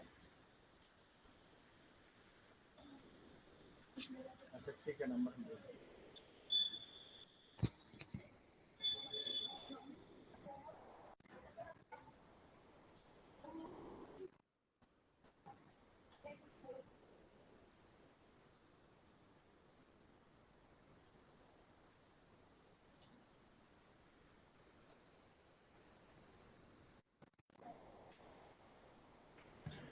क्या देखा था हम लोगों ने, विशेषाधिकार के बारे में जब बात कर रहे थे हम लोग, विशेषाधिकार के बारे में, तो भी हम लोगों ने कहाँ से लिया, पार्लियामेंट्री प्रिविलेजेस। पार्लियामेंट्री प्रिविलेजेस क्या होता है पहले समझ लीजिए। आप लोगों को पता होगा कि संसद भवन जब चलता है, संसद सब चलता है, सत्र जब चलता है, 3 सत्र चलता है 7 साल में। और यही देखो पार्लियामेंट्री फॉर्म ऑफ गवर्नमेंट जब बोलेंगे बाबू, तो आप लोग सिर्फ ये मत सोच लेना कि ये सर सिर्फ केंद्र वाला पार्लियामेंट की बात कहा जा रहा है। ये हमारे राज्य में भी जो चलता है विधानसभा, ठीक ना, इसका भी जो गवर्नमेंट का जो तरीका है, चलाने का जो तरीका है, वो किस फॉर्म से है, पार्लियामेंट्री फॉर्म ऑफ गवर्नमेंट के ही तरीका से है। पार्लियामेंट का समझ करके ये मत समझ लेना कि सर सिर्फ ये केंद्र पर अप्लाई होता है, वही तरीका से, वही प्रोसीजर से हमारा राज्य में भी फॉलो होता है। यहाँ पे मैंने बताया कि पार्लियामेंट्री प्रिविलेजेस का मतलब क्या होता है। आप लोगों ने कभी देखा होगा संसद चलते हुए एक दूसरे पर कोई कमेंट्स कर दे रहा है, कोई कुछ बोल दे रहा है, कुछ भी बोलता है ना, तो उस वक्त क्या होता है कि वो केसेस आपका जानते हो, ये प्रिविलेजेस का मतलब छूट। प्रिविलेजेस का मतलब क्या होता है, छूट या विशेष सुविधा। मतलब क्या है कि जो भी संसद भवन के अंदर में अगर कोई कुछ बोला तो वो केस कोर्ट नहीं जाएगा। बात समझना, ये प्रिविलेजेस है। क्योंकि हो सकता है कि कुछ बिल पर डिबेट होने के टाइम पर कोई कुछ बोल दिया, कोई कुछ बोल दिया, ऐसे बोल सकता है ना। कोई बोलेगा कि तुम इतना करोड़ वाले हो, तुम बोलेगा इतना भिखारी हो, कोई बोल देगा किसी को सुपर्णखा, ये भी बोल दिया था, सुना था कि नहीं। कोई बोल दिया तो तुम 50 करोड़ का गर्लफ्रेंड रखते, ऐसे भी बोला गया था। तो ये सब अगड़म बगड़म जो बोल देता है एक दूसरे को कमेंट्स करता है, ये सब केसेस नहीं चलता है वहां पे कि देखो मुझे फेकू बोल दिया तो बोलेगा मुझे पप्पू बोल दिया तो हम इसको मानहानि का केस करेंगे, नहीं जाएगा। तो ये सुविधा वहां पे है कि उस बिल्डिंग के अंदर आपने किसी को कुछ बोला तो वो केसेस प्रिविलेज के अंदर आता है कि आपको सुप्रीम कोर्ट या हाई कोर्ट में क्लेम नहीं हुआ। लेकिन अगर वह वहां से बाहर निकल के अगर आप किसी महिला को सुपर्णखा बोल दिए, कुछ भी बोल दिए, वैसे देखिए ऐसा नहीं है कि आपको पूरा का पूरा प्रिविलेज है, आपके ऊपर मोशन भी लाया जा सकता है। मोशन का मतलब है आपके ऊपर सवाल भी खड़ा किया जा सकता है, लेकिन मोस्ट ऑफ द प्रिविलेजेस आपको वहां पे मिलता है। ठीक है, क्लियर। कभी देखना कोई विधानसभा चल रहा है तो कुर्ता को खोल करके डांस कर रहा है, तो कोई बैठ गया, ऐसे होता है ना, आप लोग देखे होंगे। ठीक है, कोई कुर्सी टेबल लेकर के चेयरमैन के सामने बैठ गया है, अध्यक्ष के सामने, और नहीं चलेगा हम लोग ऐसे करेंगे, होता है ना। तो ये तमाम चीजों की व्यवस्था है। तो ये सब चीजों को इसलिए बोलते हैं पार्लियामेंट्री प्रिविलेजेस। और साथ ही साथ प्रिविलेजेस ये है कि जो जो सुविधा एमपी एमएलए को मिलता है, इसके बारे में भी हम लोगों ने कहां से लिया हुआ, ब्रिटिश के कॉन्स्टिट्यूशन। बाइकैमरलिज्म का मतलब बताए थे 5 राज्यों में है, उसके बाद केंद्र में तो है ही राज्यसभा और लोकसभा, बाकी स्टेट में राज्यों में भी हमारा 2 हाउस होता है, एक होता है विधानसभा, एक विधान परिषद। ठीक है, लेकिन विधान परिषद हर जगह पे नहीं है, वो 5 राज्यों में है। जैसे मैंने शॉर्ट 6 में बताया था, तुम कब बोला, फुल फॉर्म याद रखना, तेलंगाना, उत्तर प्रदेश, उसके बाद महाराष्ट्र, के से कर्नाटका, ए से आंध्र प्रदेश और बी से बिहार, ये 5 याद रखना है। आगे यहां तक हो गया था। अब यहाँ पे देखो लॉ मेकिंग प्रोसेस, ये चीज को थोड़ा सा समझिए आप लोग। लॉ मेकिंग प्रोसेस दिख रहा है आप लोगों को सबको? लॉ मेकिंग प्रोसेस क्या हुआ बाबू? लॉ मेकिंग प्रोसेस, यहां पे समझिए थोड़ा सा।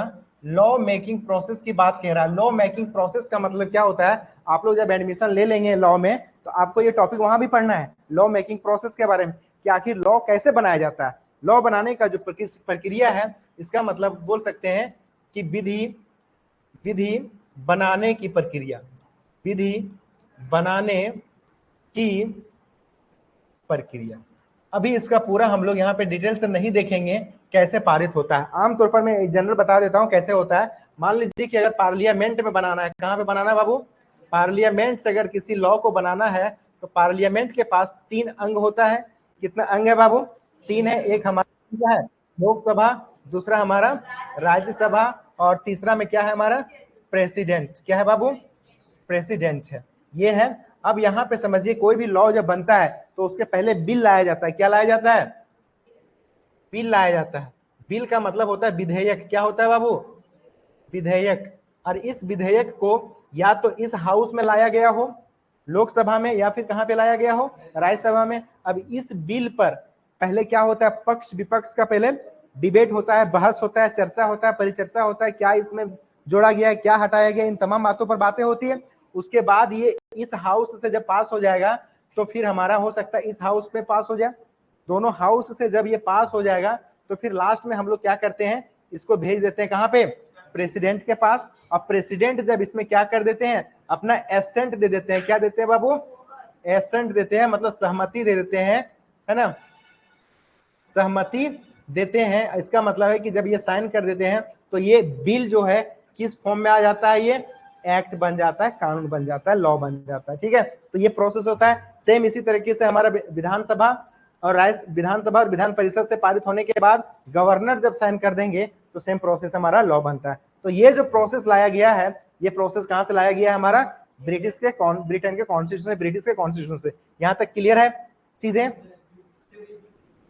जुडिशियल रिव्यू, हाँ जुडिशियल रिव्यू यहां से नहीं लिए हम लोग। जुडिशियल रिव्यू कहां से लिए, आगे हम लोग यहाँ पे देखेंगे। ये देखिए जुडिशियल रिव्यू, हाँ जुडिशियल रिव्यू कैसे होता है, मान लो तुम अगर कोई कानून बना दिया, वो कानून अगर असंगत है, किसके साथ, मौलिक अधिकार के साथ, तो मौलिक अधिकार के साथ असंगत है और लग रहा है कि इस पे कुछ जांच होना चाहिए, तो जुडिशियल रिव्यू का पावर किसके पास है, सुप्रीम कोर्ट के पास है। तो सुप्रीम कोर्ट क्या करेगा, अपना पावर का यूज करते हुए वो क्या करेगा, जुडिशियल रिव्यू करेगा। और जुडिशियल रिव्यू करके या तो अगर अनकॉन्स्टिट्यूशनल होगा तो उस लॉ को खारिज कर देगा। आप लोग चाहे जितना भी मेहनत किए हो यहाँ पे कोई फायदा नहीं, हो जाता है ना इस तरह से। तो यहां तक समझ में आया, आगे चलते हैं। अब यहाँ पे देखिए नेक्स्ट है हमारा सोर्स, यूएस का सोर्स लिया है, कहां से, यूएसए का सोर्स से, यानी अमेरिका के कॉन्स्टिट्यूशन से हम लोगों ने क्या क्या लिया हुआ है, फंडामेंटल राइट्स लिए हुए हैं। क्या लिए हुए हम लोगों ने, fundamental rights. Very very important पूछा जाता है ये कि फंडामेंटल राइट्स हम लोगों ने अपने कॉन्स्टिट्यूशन में जो इंस्क्रीन किया है वो कहां से लिया है, यूएस से लिया हुआ है। उसके बाद ही लिखा हुआ है इंडिपेंडेंट जुडिशरी, क्या है, independent judiciary, independent judiciary. Independent judiciary का मतलब क्या हुआ, आप लोग समझ रहे हैं, इंडिपेंडेंट का मतलब हो गया स्वतंत्र। अगर मान लीजिए हमारे पास, मान लीजिए नहीं, हमारे पास तो है डेमोक्रेसी के कितने बेटे हैं, 3 बेटा है, कौन सा, लेजिस्लेटिव, एग्जीक्यूटिव एंड जुडिशरी। इसमें से सबसे स्वतंत्र किसको रखा गया है, किस स्तंभ को, जुडिशरी को।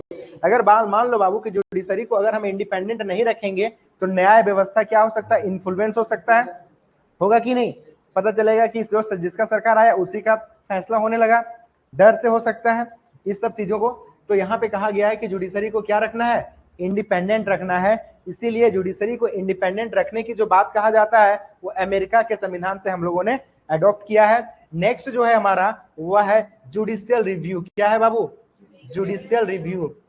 जुडिशियल रिव्यू, जुडिशियल रिव्यू का मतलब है कि न्यायिक समीक्षा या न्यायिक पुनर्विलोकन, जैसे उसका हम जांच कर लें कि वाकई में जो हमारा कॉन्स्टिट्यूशन आधारित लॉ बनाया गया है या अनकॉन्स्टिट्यूशनल लॉ है, तो उसी को चेक करते हैं। इसका मतलब है क्या चीज चेक करते हैं, इसका मतलब हम लोग लॉ का कॉन्स्टिट्यूशनैलिटी, क्या, कॉन्स्टिट्यूशनैलिटी को चेक करते हैं कि ये संविधान से मिलता जुलता बातें हैं या फिर इससे बियॉन्ड है। ठीक है, तो यहाँ पे चेक करने की व्यवस्था है हमारे पास। आगे क्या बोलता है कि इम्पीचमेंट ऑफ प्रेसिडेंट, क्या है बाबू, impeachment, impeachment of president, president को हटाने का या उस पर महाभियोग लाने का जो प्रक्रिया है। सपोज कीजिए कि प्रेसिडेंट जो है अगर वे अपने सेंस से काम नहीं कर पा रहे हैं, मान लीजिए वो इल हैं या उनकी जो कैपेसिटी है वो डाउन हो गया है, तो हम लोग क्या चाहते हैं कि अरे जब इनको हम लोगों ने नियुक्त किया था, जब हम लोगों ने अपॉइंट नहीं बोलते, इलेक्ट किए थे, अपॉइंट अलग होता है, इलेक्ट अलग होता था, जब इलेक्ट किया गया था तो उस वक्त इनका ठीक ठाक हालत था, लेकिन ये अब उल्टा पुल्टा कॉन्स्टिट्यूशन से बियॉन्ड जाकर काम कर रहा है, तो उनको हटाने का प्रक्रिया भी जो हम लोग हैं कहां से लिए हुए हैं, यूएस से लिए हुए हैं। अब यहाँ पे जब प्रेसिडेंट का लिए हुए हैं तो साथ साथ में हम लोग यहाँ पे रिमूवल ऑफ किसका, रिमूवल ऑफ वाइस प्रेसिडेंट। ठीक है, अभी वाइस प्रेसिडेंट ने कल क्या दिया, इस्तीफा दे दिया है। ठीक है, याद है यहां तक, कहां पे, ये सुप्रीम कोर्ट और हाई कोर्ट के जजेस का, उस छूट गया वो ना। अच्छा ठीक है, तो यहाँ पे इसके साथ पहले देख लिए हम लोगों ने प्रेसिडेंट एंड वाइस प्रेसिडेंट का देख लिए। अब आगे देखते हैं हम लोग इसके साथ में ही क्या देखते हैं।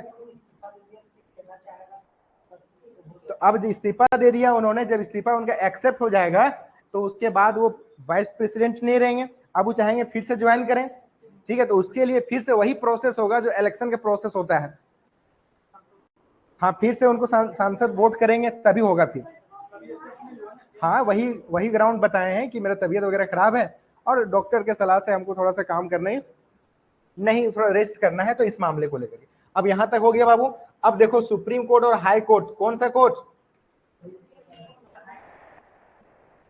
हाई कोर्ट, हाई कोर्ट 25 है, हाँ, लेकिन राज्य कितने हैं, 28। तो अब आपको लगता होगा सर 28 होना चाहिए था, बताएंगे आगे से बता करके, कुछ हम वीडियो में बताए हुए हैं, दूसरा वाला देख लीजिए। यहाँ पे पहले रिमूवल किसका, रिमूवल का, तो सुप्रीम कोर्ट के जजेस का और हाई कोर्ट के जजेस का रिमूवल की बात कहा जाता है। अभी एक संसद भवन में एक बिल लाया जाएगा, एक रिजोल्यूशन लाया जाएगा, एक मोशन लाया जाएगा।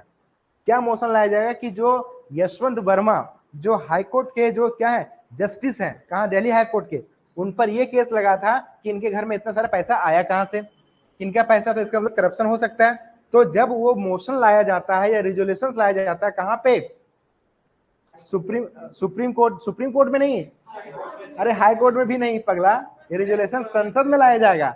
तो संसद में जब लाया जाएगा, ये याद रखना, रिजोल्यूशन लाया जाता है, क्या है, रिजोल्यूशन लाया जाता है या फिर मोशन लाया जाता है किसी के अगेंस्ट में, तो वहां पर साइन हुआ है 100 एमपीज का, कितने एमपी साइन कर दिए हैं, और कांग्रेस वाले 40 साइन कर दिए। इसका मतलब इस बार जो है यशवंत वर्मा पर क्या चार्ज लगेगा, उनको हटाने का, रिमूवल का चार्ज चलेगा, और उनको हटाने का भी अधिकार पार्लियामेंट के पास ही है।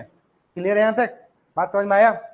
तो हम लोगों ने ये प्रोसेस भी कहां से लिया हुआ है, अमेरिका। ये याद रखना तुम लोग, बता दे रहा हूं, भूलना नहीं। आगे चलें, आयरलैंड के संविधान से हम लोगों ने क्या लिया हुआ है देखते चलिए। क्या लिया हुआ है, आयरलैंड, आयरलैंड के संविधान से मतलब आयरिश कॉन्स्टिट्यूशन, आयरिश के कॉन्स्टिट्यूशन से क्या लिए हुए हम लोगों ने, ध्यान से समझिएगा। डीपीएसपी का नाम सुना है आप लोगों ने, डीपीएसपी लिए हुए हैं, इसका मतलब directive principle of state policy. आप लोगों को मैंने बताया था कि भारतीय संविधान के शेड्यूल 4 में क्या बात कहता है, कोई बताएगा? शेड्यूल 4 में क्या कहता है? अच्छा, शेड्यूल 2 में क्या कहता है? शेड्यूल 1 में, शेड्यूल तो खत्म हो गया, पढ़ा करके खत्म कर दिए, तुम लोग पढ़ोगे नहीं तो फिर क्या कहता है?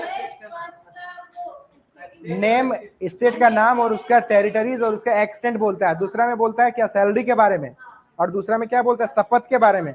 चौथा में क्या बोलता है, फोर्थ शेड्यूल में क्या है, हाँ, राज्यसभा के सीटों का आवंटन की बात करता है। ठीक है, तो राज्यसभा के सीटों का आवंटन, यहाँ पे देखो तुम लोग भूलते बहुत हो, राज्यसभा के सीटों का आवंटन की बात कौन सा शेड्यूल में है, फोर्थ शेड्यूल में है। कोई दिक्कत यहां तक? अब बात बताओ कि राज्यसभा में टोटल सीट कितना है, 250 है, और इसमें से हम लोगों को 12 सीट कौन सा है, नॉमिनेटेड वाला है, नॉमिनेटेड है यहाँ पे। अब यहाँ पे 238 क्या बाबू, एमएलए बोलो, ये एमपी है ना बाबू, ये राज्यसभा का जो होते हैं वो मेंबर एमपी होते हैं ना, नहीं बाबू। अच्छा यहाँ देखो सिमरन, देखो यहाँ पे एमपी कितना हुआ, 250 हुआ, तो यहाँ पे 238 इधर हो गया, जो हमारा ये होकर के क्या चीज से आएंगे, ये इलेक्ट होकर के आएंगे बाबू, क्या होकर के, इलेक्ट होकर के। मेहनत करो और दिमाग को थोड़ा तेज रखो, नहीं तो आसान जितना है वो चीजें जल्दी भूला भी जाता है। ठीक है, तो ये इलेक्ट होकर के आएंगे, और ये 12 कहां से आएंगे, नॉमिनेटेड, नॉमिनेशन तो सबका होगा, नॉमिनेट, और नॉमिनेट कौन सा जगह से होगा, नॉमिनेट कहां से होता है, क्लास बताए थे फुल फॉर्म आप लोगों को, क्लास से, सी से कैंसिल, एड से लिटरेचर, ए से आर्ट्स के क्षेत्र में, साइंस के और सोशल सर्विस के, सोशल एक्टिविटीज के क्षेत्र से, सोशल सर्विस के क्षेत्र से। तो यहाँ पे 12 लोगों का नॉमिनेशन होता है। तो राज्यसभा के नॉमिनेशन के बाद जो कहता है, nomination of method to Rajya Sabha, Rajya Sabha में जो नॉमिनेशन की बात है वह हम लोगों ने कहां से लिया है, आयरिश कॉन्स्टिट्यूशन लिया, आयरलैंड से लिया। नेक्स्ट है method of election of president, यहां पे लिख देता हूं, समझते चलिए। नॉमिनेशन, नॉमिनेशन ऑफ किसका, ऑफ मेंबर्स टू राज्यसभा, कहां पे, राज्यसभा का। आगे है क्या यहाँ पे, नेक्स्ट में है मेथड, किसका मेथड की बात करता है, मेथड ऑफ इलेक्शन, किनका इलेक्शन, प्रेसिडेंट का, प्रेसिडेंट के इलेक्शन की मेथड की बात करता है। अब आप लोग मुझे बताओ, प्रेसिडेंट का जो चुनाव होता है वो डायरेक्ट इलेक्शन से होता है कि इनडायरेक्ट इलेक्शन से होता है, इनडायरेक्ट होता है, जिसमें कि क्या करते हैं, कौन वोट करते हैं प्रेसिडेंट के चुनाव में, एमएलए करते हैं और एमपी करते हैं, कौन करते हैं, एमपी करते हैं। यहां पर ध्यान रखिएगा, यहां पर जो एमपी एमएलए होते हैं कौन, नॉमिनेटेड वाले, कौन से बाबू, नॉमिनेटेड वाले, वे छोड़ करके, याद रखिएगा, नॉमिनेटेड वाले सांसद नहीं करते हैं। क्लियर है यहां तक? आगे चलिए, अब हम लोग कौन सा कंट्री में पहुंच रहे हैं, कैनेडियन, यानी कनाडा के कॉन्स्टिट्यूशन से। किसका है,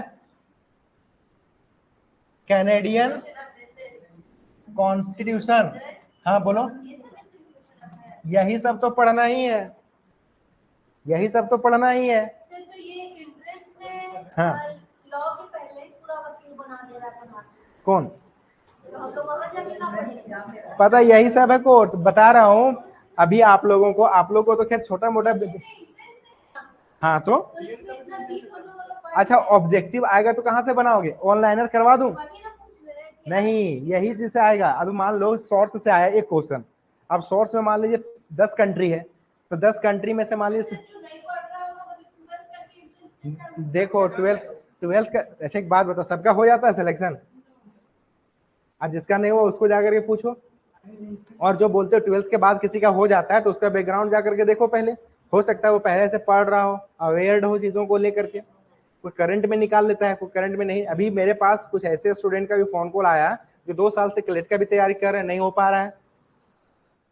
ऐसा नहीं है कि आप लोग का हो गया तो बहुत मतलब अच्छी बात है, और नहीं हुआ तो इसका मतलब नहीं कि बहुत बुरा बात है, तैयारी करते रहना है, ठीक है। और अगस्त के फर्स्ट वीक में आ रहा है ये फॉर्म, ठीक है।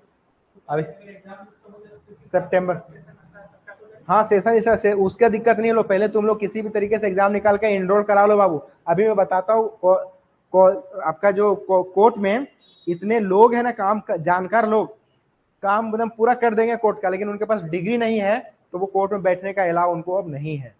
इसलिए वो डिग्री कभी देखिएगा तो उत्तर प्रदेश से, तो कभी बिहार से, तो कहीं कॉलेज नहीं करना हो रहा है, तो कहीं से किसी तरीके से वो चाह रहे हैं कि LLB कर लें, लॉ कर लें, क्योंकि उनको मोहर मारने का अधिकार नहीं है। वो पेशकार क्या बोलते हैं, वो मुंशी का काम कर सकते हैं, इधर उधर का काम कर सकते हैं, लेकिन वो ऑथोराइज नहीं है, सब काम जान रहे हैं। अब क्या होता है, एक लड़का बोला ना कि मुंशी रखता है वकील को, वकील रखता था मुंशी को।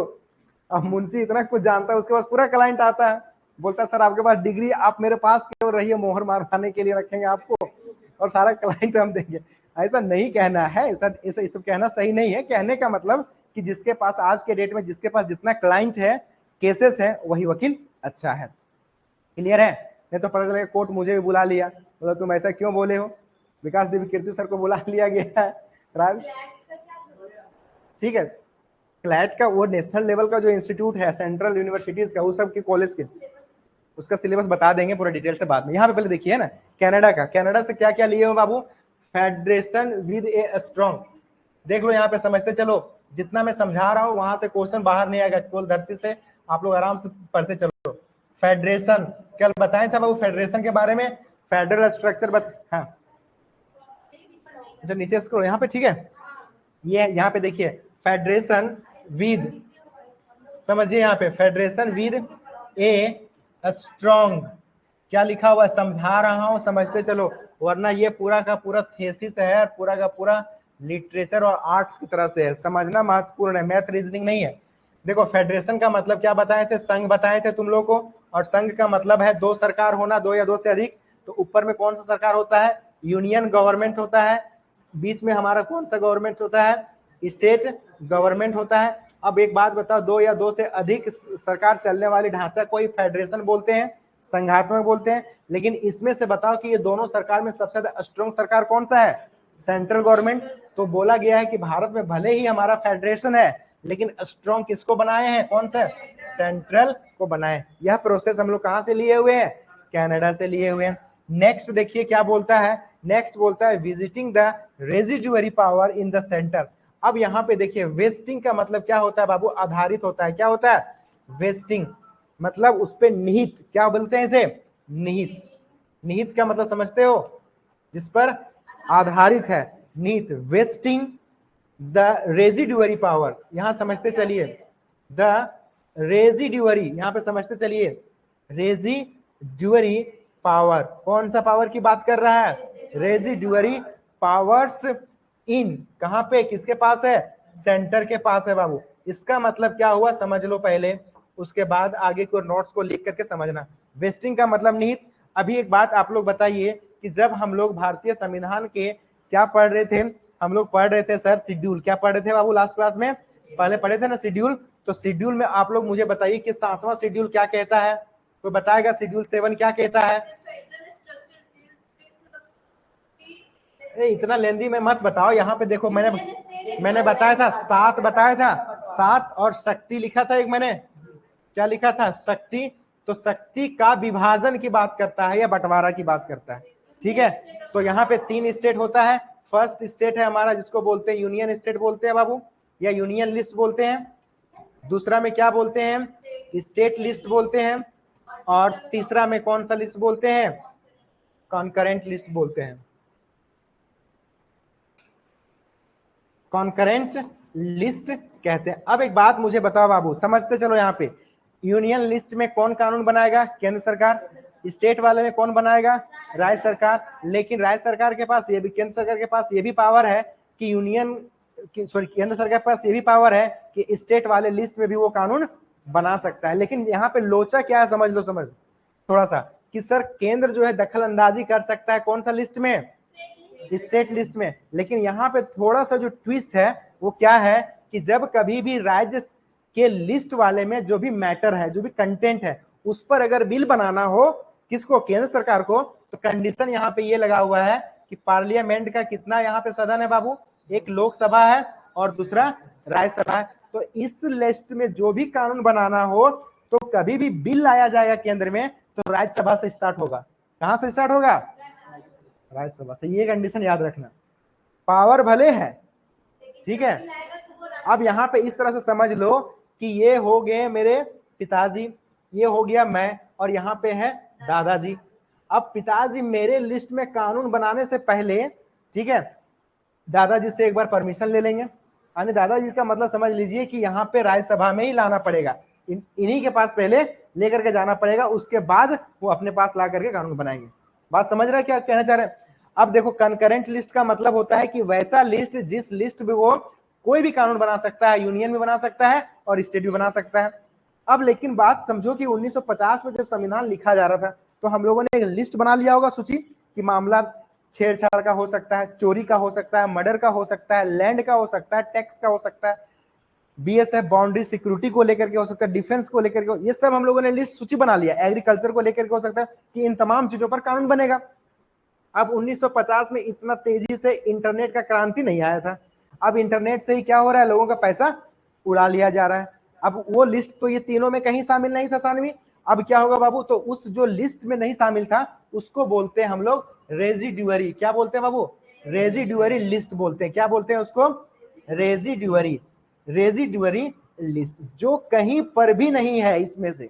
और समय के साथ मान लीजिए वो प्रॉब्लम आ रहा है, उसमें कानून बनाना है, तो सिर्फ और सिर्फ कौन बनाएगा, रेजिड्यूअरी लिस्ट। मतलब वे सभी लिस्ट जिसमें ये तीनों में कहीं पर भी नहीं है तो उसमें हम लोगों ने डाला हुआ है रेजिड्यूअरी लिस्ट में। और कानून बनाना होगा तो सिर्फ केंद्र बनाएगा। कौन बनाएगा, केंद्र बनाएगा। यह भी जो तरीका लिया हुआ है हम लोगों ने, वो कहां से लिया हुआ है, कनाडा से लिया हुआ है। क्या बाबू, जज देखिए, वही तो कहा गया। मान लीजिए कि देखो, देश को चलाने के लिए सुप्रीम कोर्ट नहीं है, देश को, शासन व्यवस्था को चलाने के लिए पार्लियामेंट है, सरकार है। सुप्रीम कोर्ट डीवाई चंद्रचूड़ जब थे तो उन्होंने कहा कि देश के शासन व्यवस्था को चलाने का काम 34 सुप्रीम कोर्ट के जजेस का काम नहीं है, बल्कि संसद में बैठे हुए 543 और 245 250 लोग जो है, ये लोगों का काम है शासन व्यवस्था का चलाने का। कानून, हाँ 34 सीजीआई लगा करके 34 से 33 प्लस 1 34 है, तो इनका काम नहीं है शासन व्यवस्था का चलाना, ठीक है। हाँ ये बात जरूर है कि जब आप गलती करोगे कानून बनाने में तो उसका चेक एंड बैलेंस के लिए जुडिशियल रिव्यू किया जाएगा। और जुडिशियल रिव्यू कहां से लिए है, यूएसए से लिए हुए हैं, ठीक है यहां तक। अब आगे चलें, आगे देखिए आगे में क्या कहता है। आगे कहता है हमारा कि appointment of state governor bye centre. अच्छा एक बात आप लोग मुझे पहले बताओ कि ऑफिस ऑफ द गवर्नर हम लोग कहां से लिए हुए हैं, ऑफिस ऑफ द गवर्नर कहां से लिए हैं बाबू, government of India act 1935 first वाला जो सोर्स है। पूरा ताबड़तोड़ पढ़ो, मुझे लगता है तुम लोग पहली बार जीएस पढ़ रहे हो और पहली बार कॉन्स्टिट्यूशन पॉलिटी पढ़ रहे हो, ठीक है। तो इसीलिए तुम लोग इसीलिए तुम पहली बार तो नहीं पढ़ रही है। अच्छा पॉलिटिकल साइंस नहीं ली थी, किसका था 12th पॉलिटिकल साइंस, किसका, तुम्हारा था। तो ये सब चीजें तो तुम्हारा नहीं होगा, उसमें पढ़ी होगी तुम 12th क्लास में, वो एंड ऑफ द पोलैरिटी और ग्लोबलाइजेशन और तुम्हारा ये क्या बोलते हैं इंटरनेशनल ऑर्गेनाइजेशन, ये सब होगा, है ना। तो देखो, और ये जो था ये सब चीजें फर्स्ट 11th क्लास में था, इलेक्शन के बारे में, फंडामेंटल राइट्स के बारे में, है ना। तो 11th बच्चा पढ़ता नहीं है। और मैं बता दूं आप लोगों को कि धरती में अगर कुछ करना है तो बच्चा का जो सबसे जो ट्रांजिशन वाला जो फेज होता है, जिसे बोलते हैं ना जर्मिनेशन, सही से हुआ तो ठीक, नहीं तो वही टर्मिनेशन में बदल जाएगा। तो 10th के बाद जो बच्चा 11th जाता है तो पेरेंट्स को भी चाहिए और स्टूडेंट को भी चाहिए कि अगर कुछ करना है, ऐसे तो बच्चा लोगों को अपंग बना दिया है बोर्ड, क्योंकि ऑब्जेक्टिव लेता है 40 में, तुक्का पुक्का मार करके निकल जाता है 12-13 क्वेश्चन सही करके, चीटिंग भी होता है। उसके बाद क्या होता है कि ऐसे बच्चा 11th क्लास में स्किप कर गया। होता क्या है कि बच्चा प्रोडक्टिव नहीं बन पाता है। अब 11th क्लास सबसे इंपॉर्टेंट होता है 12th क्लास। अब जो बच्चा नीट का तैयारी कर रहा है, एमबीबीएस का तैयारी कर रहा है, जेई का तैयारी कर रहा है, भाई आप भी तो लॉ का तैयारी कर रहे हो, आप भी तो नेशनल लेवल का एग्जाम क्लैट का देने जा रहे हो लॉ के फील्ड में। एक अगर डॉक्टर अगर गलत कर लेता है, सब एक कहा क्या जाता है लॉ में कि अगर जेल से 10 मुजरिम अगर छूट करके भाग जाए तो दिक्कत नहीं है, लेकिन एक जो शरीफ व्यक्ति है, जो गुनहगार नहीं है, अगर उसको सजा मिल जाता तो ये सबसे बड़ी सवाल है, सबसे बड़ी दुख की बात है किसमें, जुडिशरी में। अगर कोई बच करके निकल गया अपराधी तो वो सबसे ज्यादा दुख की बात नहीं है फिलहाल, लेकिन कोई निर्दोष को अगर आपने सजा दे दिया तो ये सबसे बड़ी भूल है, सबसे बड़ी गलती है। तो बताइए क्या क्लैट के लिए, लॉ के लिए आपका इतना टफेस्ट एग्जाम है जो क्लैट का ऑल ओवर इंडिया लेवल पर एग्जाम होता है, आप आईआईटी के साथ उसको क्यों नहीं जोड़ करके देख रहे हो भाई, नीट के साथ उसको जोड़ करके क्यों नहीं देख रहे हो। अब कंपटीशन लॉ में भी आ रहा है, जिस तरह से लोग पहले नीट का, जेई का, अब क्लैट का भी कर रहे हैं, कैट का करते हैं ना एमबीए के लिए, उसको भी बोलते हैं कितना टफ एग्जाम है, तो भाई इसको भी हल्के में नहीं लेना है, ठीक है। वो अलग बात है कि मैंने अभी स्टार्ट किया हुआ है थोड़ा बहुत आप लोगों को गाइड करने के लिए, बहुत इसमें पढ़ना है लेकिन उतना टाइम नहीं है, लेकिन मैं अगले बार कोशिश करूंगा चैनल के माध्यम से बोल दूंगा जिसको तैयारी करना है वो पहले ही इनरोल करा ले भाई, 6 महीना 8 महीना पहले अपना 12th करते रहो, 1-2 घंटा इधर तैयारी करो। अगर करना है लो तब, नहीं करना है तो फिर 1 महीने वाला वही कौन सा कोर्स बोलते हैं उसको, क्रैश कोर्स, और वो लाइफ ही क्रैश हो जाता है फिर। तो ये क्रैश कोर्स, ठीक है, ये क्रैश कोर्स यहाँ पे समझ लीजिए। अब यहाँ तक समझ में आया। अब यहाँ पे बात क्या कर रहे हैं नेक्स्ट में, appointment of the state governor by the centre. मैंने क्या पूछा आप लोगों की, ऑफिस ऑफ द गवर्नर, यानी गवर्नर का जो ऑफिस है, पोस्ट है, ये कहां से लिया गया है, गवर्नमेंट ऑफ इंडिया एक्ट 1935 से लिया गया है। आप लोगों को पता है कि जब कभी भी, झारखंड के गवर्नर कौन है बाबू,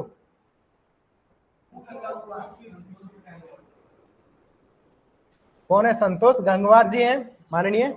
अब यहाँ पे, हाँ बरेली के हैं, ठीक है। यहाँ पे देखिए, अब इनका जो अपॉइंट किया जाएगा, ये इलेक्ट नहीं होते, ये भी ध्यान देना, शब्द पे ध्यान देना बाबू। देखो अच्छा, गवर्नर का क्या होता है, इलेक्शन होता है कि अपॉइंटमेंट होता है बाबू, इलेक्शन या अपॉइंटमेंट, यहाँ पे ध्यान देना, अपॉइंटमेंट। यहाँ पे देखो, और यहाँ प्रेसिडेंट लिखता हूं जो केंद्र में होते हैं, ठीक है। अब यहाँ पे आप लोग बताइए कि ये क्या होते हैं, इलेक्टेड होते हैं या अपॉइंटेड होते हैं,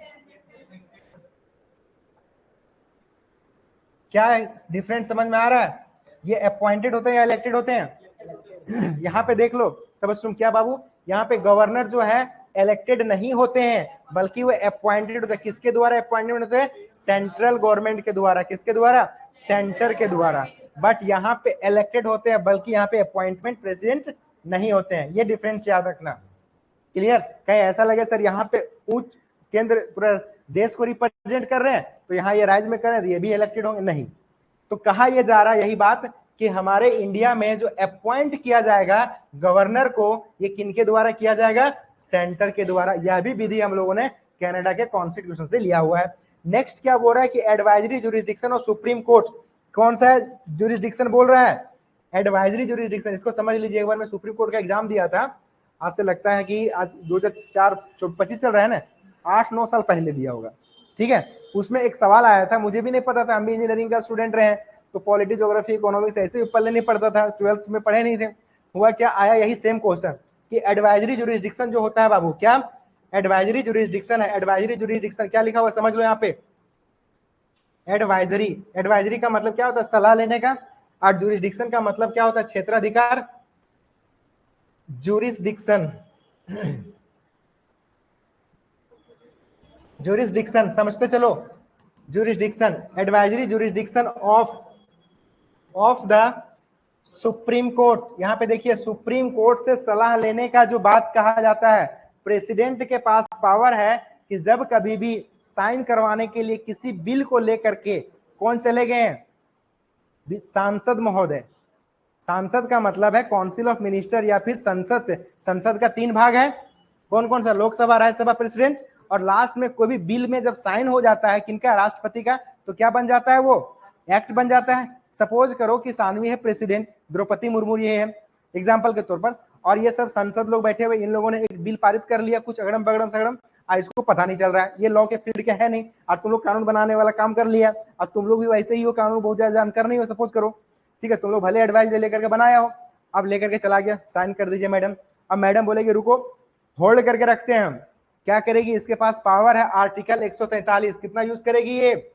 143 का 143 का यूज करेगी, और ये सीधे किससे कॉन्टेक्ट करेगी? सुप्रीम कोर्ट से।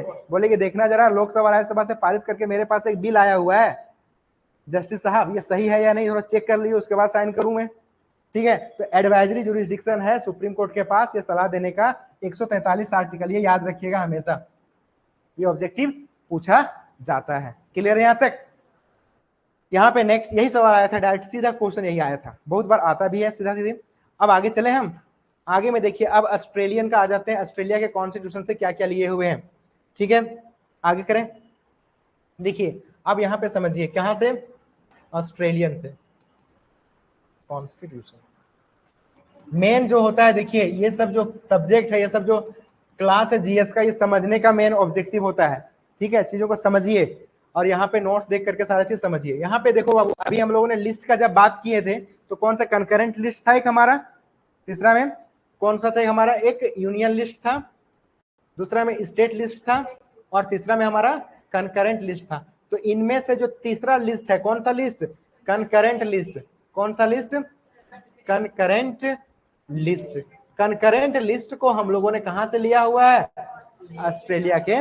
और यहां पे आप लोग देखें कि फ्रीडम, याद रखिएगा, फ्रीडम ऑफ ट्रेड, क्या लिखा हुआ है?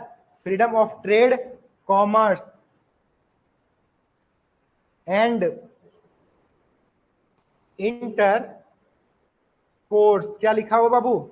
Inter course. इंटर कोर्स का मतलब क्या होता है कि एक राज्य दूसरे राज्य से जब हम लोग बिजनेस करते हैं, लेन देन करते हैं, जैसे झारखंड बिहार के साथ कोई बिजनेस कर रहा है, या केंद्र सरकार का कुछ राज्य सरकार बिजनेस कर रहा है, तो ये तमाम चीजों का जो फ्रीडम है आपको, क्या क्या चीज का? ट्रेड का, कॉमर्स का और इंटर कोर्स का, ये कहां से लिए हुए हम लोगों ने? ऑस्ट्रेलिया से लिया हुआ है। आगे देखिए, joint sitting of the 2 houses of the parliament. अब यहाँ पे एक एग्जांपल आप लोगों को समझाता हूं, ज्वाइंट लिखा हुआ है, क्या लिखा हुआ है? Joint sitting. क्या है? Joint sitting. Joint sitting of the 2 houses. कितने हाउसेस? 2 हाउसेस। अब आप लोग बताओ कि केंद्र में जो है 2 हाउस है, लोकसभा, राज्यसभा। अब कभी क्या होता है बाबू, कोई भी बिल लेकर के आया, और उस बिल में हम लोगों को क्या चाहिए? मेजोरिटी चाहिए। क्या चाहिए बाबू? मेजोरिटी चाहिए, क्योंकि देखो क्या है लक्ष्मी, लोकसभा और राज्यसभा है बाबू। अब ये दोनों में से हमें क्या चाहिए कि जब तक मेजोरिटी नहीं होगा, यहाँ पे थोड़ा सा बात आप लोगों को बताना चाहूंगा, ध्यान से समझिएगा। ये बताने से पहले थोड़ा सा यहाँ पे मैं बता रहा हूँ, कोई चीजों को यहाँ पे ध्यान से आप लोग गौर से समझें, और गौर से जब आप समझ जाएंगे तो यहाँ से आपका एक छोटा मोटा टॉपिक कंप्लीट हो जाएगा। क्या कंप्लीट होगा सर? आप बता लीजिए, उसके बाद इतना बात बोलिए, ठीक है। तो बात करते हैं क्या चीज का बाबू? अमेंडमेंट का बात करते हैं ना हम लोग, अमेंडमेंट बात करते हैं। और अमेंडमेंट में जब हम लोग बात करते हैं, तो अमेंडमेंट का मतलब क्या हुआ कि कोई भी चीजों को ऐड करना, डिलीट करना या फिर ऑल्टर करना। तो जब हम भारतीय संविधान में संशोधन कर रहे हैं, कोई भी कानून बना रहे हैं या फिर कोई चीजों को कर रहे हैं, तो हम लोगों को क्या करना पड़ेगा? लोकसभा और राज्यसभा से कुछ पारित करना पड़ेगा। मैं अगर बोलूं कि ये 2 बजे की क्लास को मैं 8 बजे करता हूं, तो आप लोगों से सहमति लेना पड़ेगा। मान लीजिए आप लोग 100 लोग हो, उसमें से 20 ही लोग बोल रहे हो कि ठीक है सर 8 बजे कर दीजिए, 80 लोग क्या बोल रहे हो कि 2 बजे ही रहेगा। तो मेजोरिटी का मतलब क्या होता है कि 50%, मोर देन 50% सहमति देगा, तभी तो बोलेंगे कि हाँ ये बात सही माना जा सकता है। अब पता चलेगा, देखो 51% कम से कम लोगों का सहमति हो। तो अमेंडमेंट आर्टिकल कितना है बाबू? 368 है। इसमें अमेंडमेंट की 2 तरीके का बात करता है, पहले ध्यान से गौर से समझते चलना। समझ में नहीं आ रहा है क्या मंतशा? नहीं आ रहा है? ध्यान नहीं दोगे तो नहीं आएगा समझ में। तुम लोग को समझ में आ रहा है? आ रहा है समझ में? ज्योग्राफी भी समझ में आएगा, मून को समझ में नहीं आ रहा है, इधर उधर कर रही दिमाग। नहीं पूछो मत, ऐसे मत पूछो, मेरे क्लास में मत पूछो, बाद में पूछना। देखो यहाँ पे तो अमेंडमेंट 368 में कहता है, और 368 के अंदर दो तरीके से अमेंडमेंट की बात करता है। कौन कौन सा कॉन्स्टिट्यूशनल अमेंडमेंट बाबू? तो पहला हमारा होता है स्पेशल मेजोरिटी। क्या होता है समझते चलो, स्पेशल मेजोरिटी, ध्यान से समझना।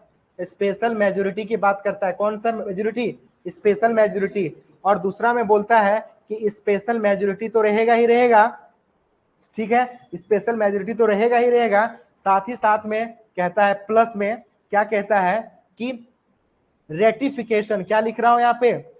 रेटिफिकेशन। रेटिफिकेशन का मतलब होता है सहमति। क्या होता है?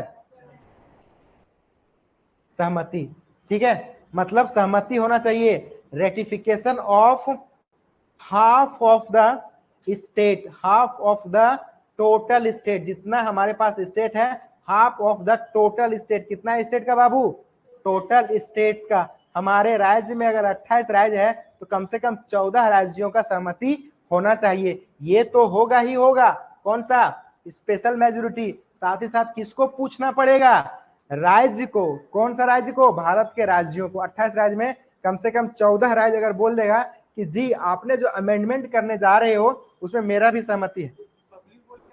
नहीं, पब्लिक कैसे बोलेगा? सीएम कहने का मतलब है कि हर विधानसभा से पारित होकर के बाबू, हर विधानसभा से पारित होकर के सहमति को सेंड किया जाएगा, ऐसे पब्लिक से नहीं, ठीक है। पब्लिक का रिप्रेजेंटेटिव कौन हुए? एमएलए हुए वहां के। तो एमएलए सब जहां बैठते हैं वहां से वो लोग पारित करके भेज देंगे केंद्र सरकार को, बोलेगा जी हमारा उसमें सहमति है या सहमति नहीं है।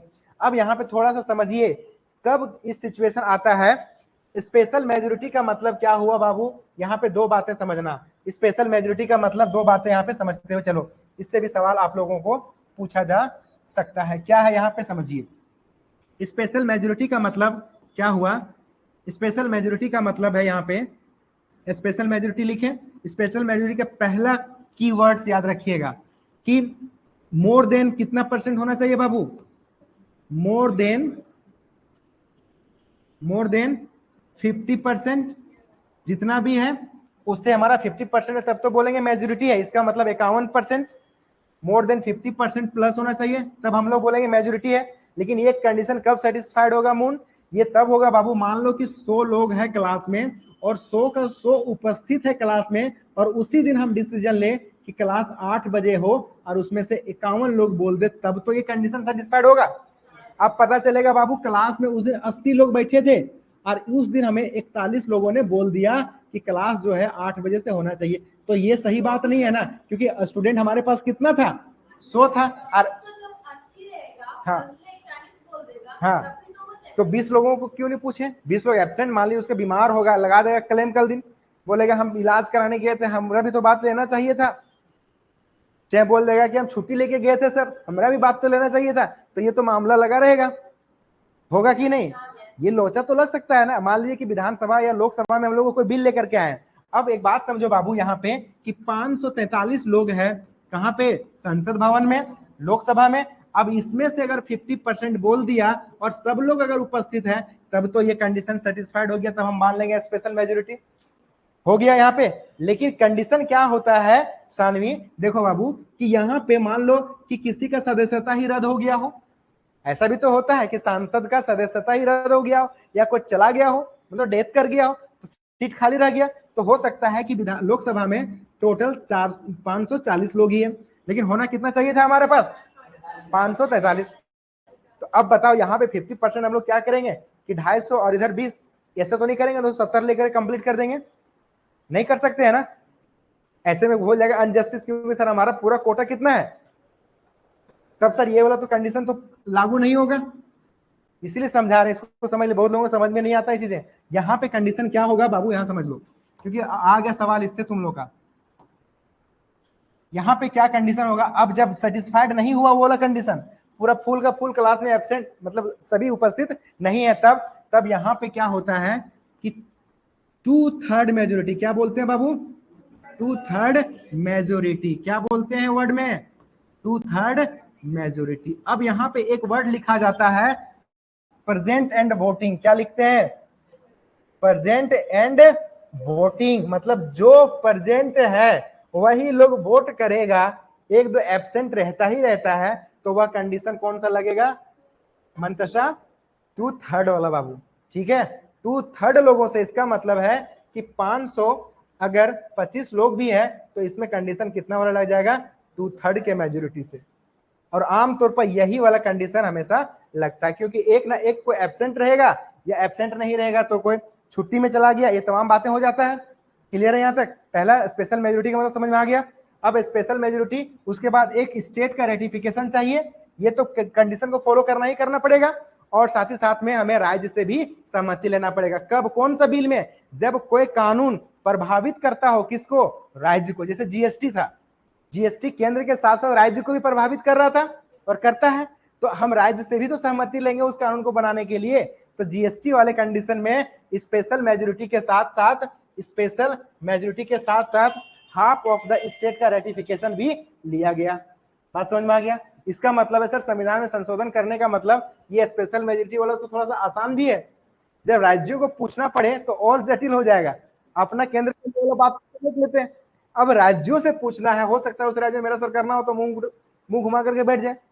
तो संविधान में संशोधन की प्रक्रिया यहाँ पे क्या हो जाएगा तबस्सुम? जटिल हो जाएगा इसके कंपैरिजन में स्पेशल मेजोरिटी, क्योंकि ये तो स्पेशल मेजोरिटी को तो फॉलो करना ही करना है, और साथ ही साथ राज्यों को भी पूछना है। नहीं समझ में आया? समझ में आया? अब यहाँ पे मामला एक होता है, क्या समझिए, अब लोकसभा और राज्यसभा जब बैठा, लोकसभा और राज्यसभा, अब ये लोकसभा और राज्यसभा में क्या होता है कि कभी कभी कि ये तो पारित कर दिया बिल को, कोई बिल लेकर के आया गया, मान लीजिए बोल दिया कि लड़कियों को 50% आरक्षण देंगे, लोकसभा ने क्या कर दिया? पारित कर दिया, और ये बिल को कहां भेजा गया? फिर दूसरा हाउस में और राज्यसभा में, और पता चला कि 50% देना अनिवार्य इसलिए है क्योंकि स्थिति बहुत ज्यादा खराब है बच्चियों का, एक एग्जाम्पल के तौर पर। लेकिन या फिर कोई दूसरा ऐसा कानून बोल दीजिए जो देश हित के लिए बहुत जरूरी है, और एक हाउस से पास हो गया, दूसरा हाउस पास नहीं कर रहा है, लेकिन वह जो बिल है बहुत जरूरी है देश के लिए, और ये क्या किया? गाल फुलाए बैठा हुआ है, बोला कि मैं नहीं साइन करूंगी या नहीं साइन करूंगा। ठीक है, बोला भाई कैसे होगा? तो संविधान में एक आर्टिकल है 108, कितना है बाबू? 108 आर्टिकल है, मैं लिंक भेज दूंगा, इसका वीडियो भी है। 108 आर्टिकल के तहत यह बात कहा जाता है ज्वाइंट सिटिंग का, क्या चीज का बाबू? ज्वाइंट सिटिंग का बात कहा जाता है। और ज्वाइंट सिटिंग जो है वो बुलाते कौन है? वो प्रेसिडेंट बुलाते हैं। कौन बुलाते हैं बाबू? प्रेसिडेंट बुलाते हैं। किस केस में? जब किसी बिल को लेकर के बिल टाई हो गया हो, क्या हो गया हो?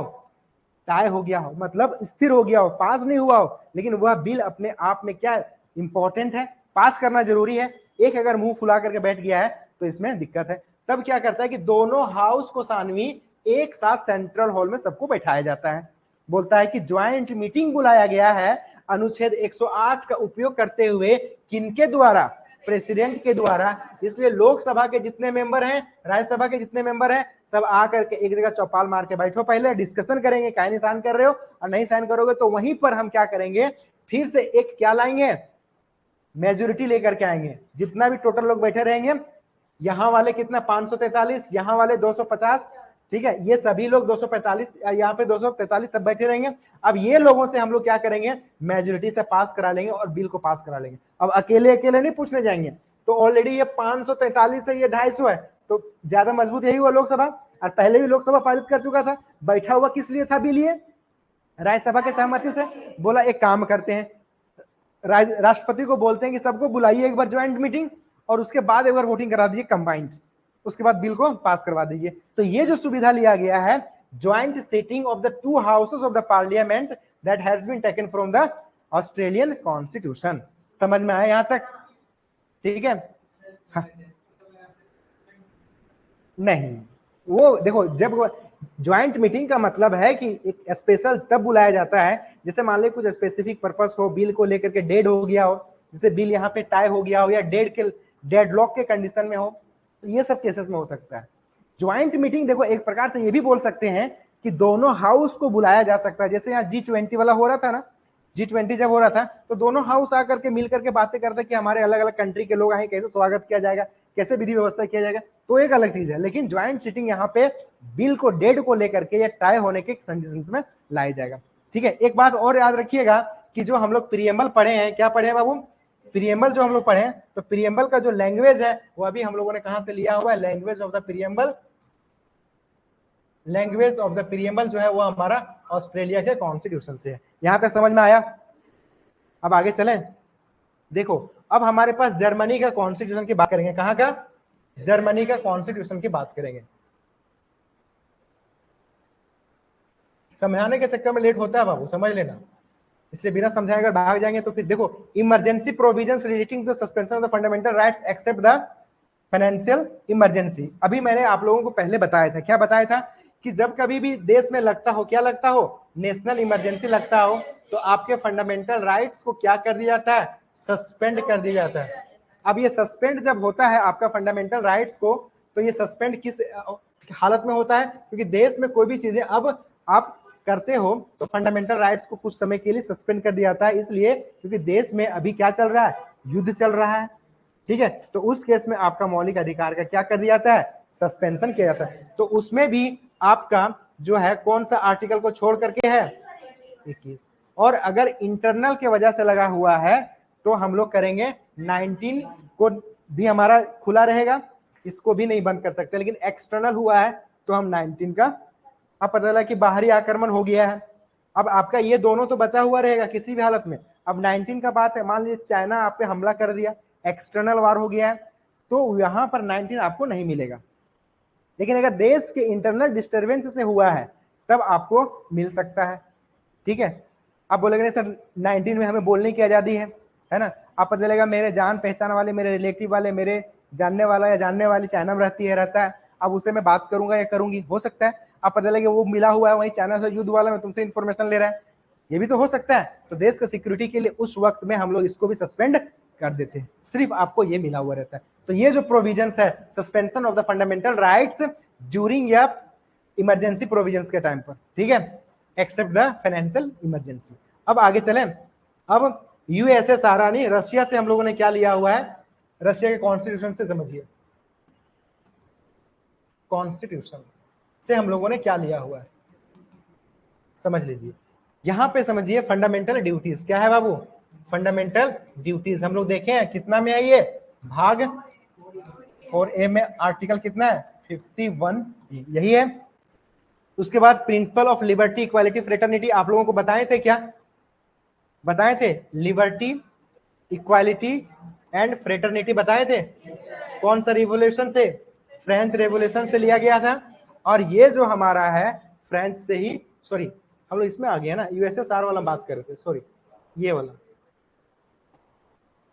रशिया वाला था ना ये। देखो ये idea of justice, idea of justice हम लोगों ने देखा था, जस्टिस कितने प्रकार से, सोशल, इकोनॉमिक एंड पॉलिटिकल, ये भी जो लिया गया वो कहां से लिया गया, रशियन के कॉन्स्टिट्यूशन से लिया गया, ठीक है। अब आ जाइए नेक्स्ट हमारा जो है वो कौन सा कंट्री का है हमारा, वो फ्रांस का है, ठीक है,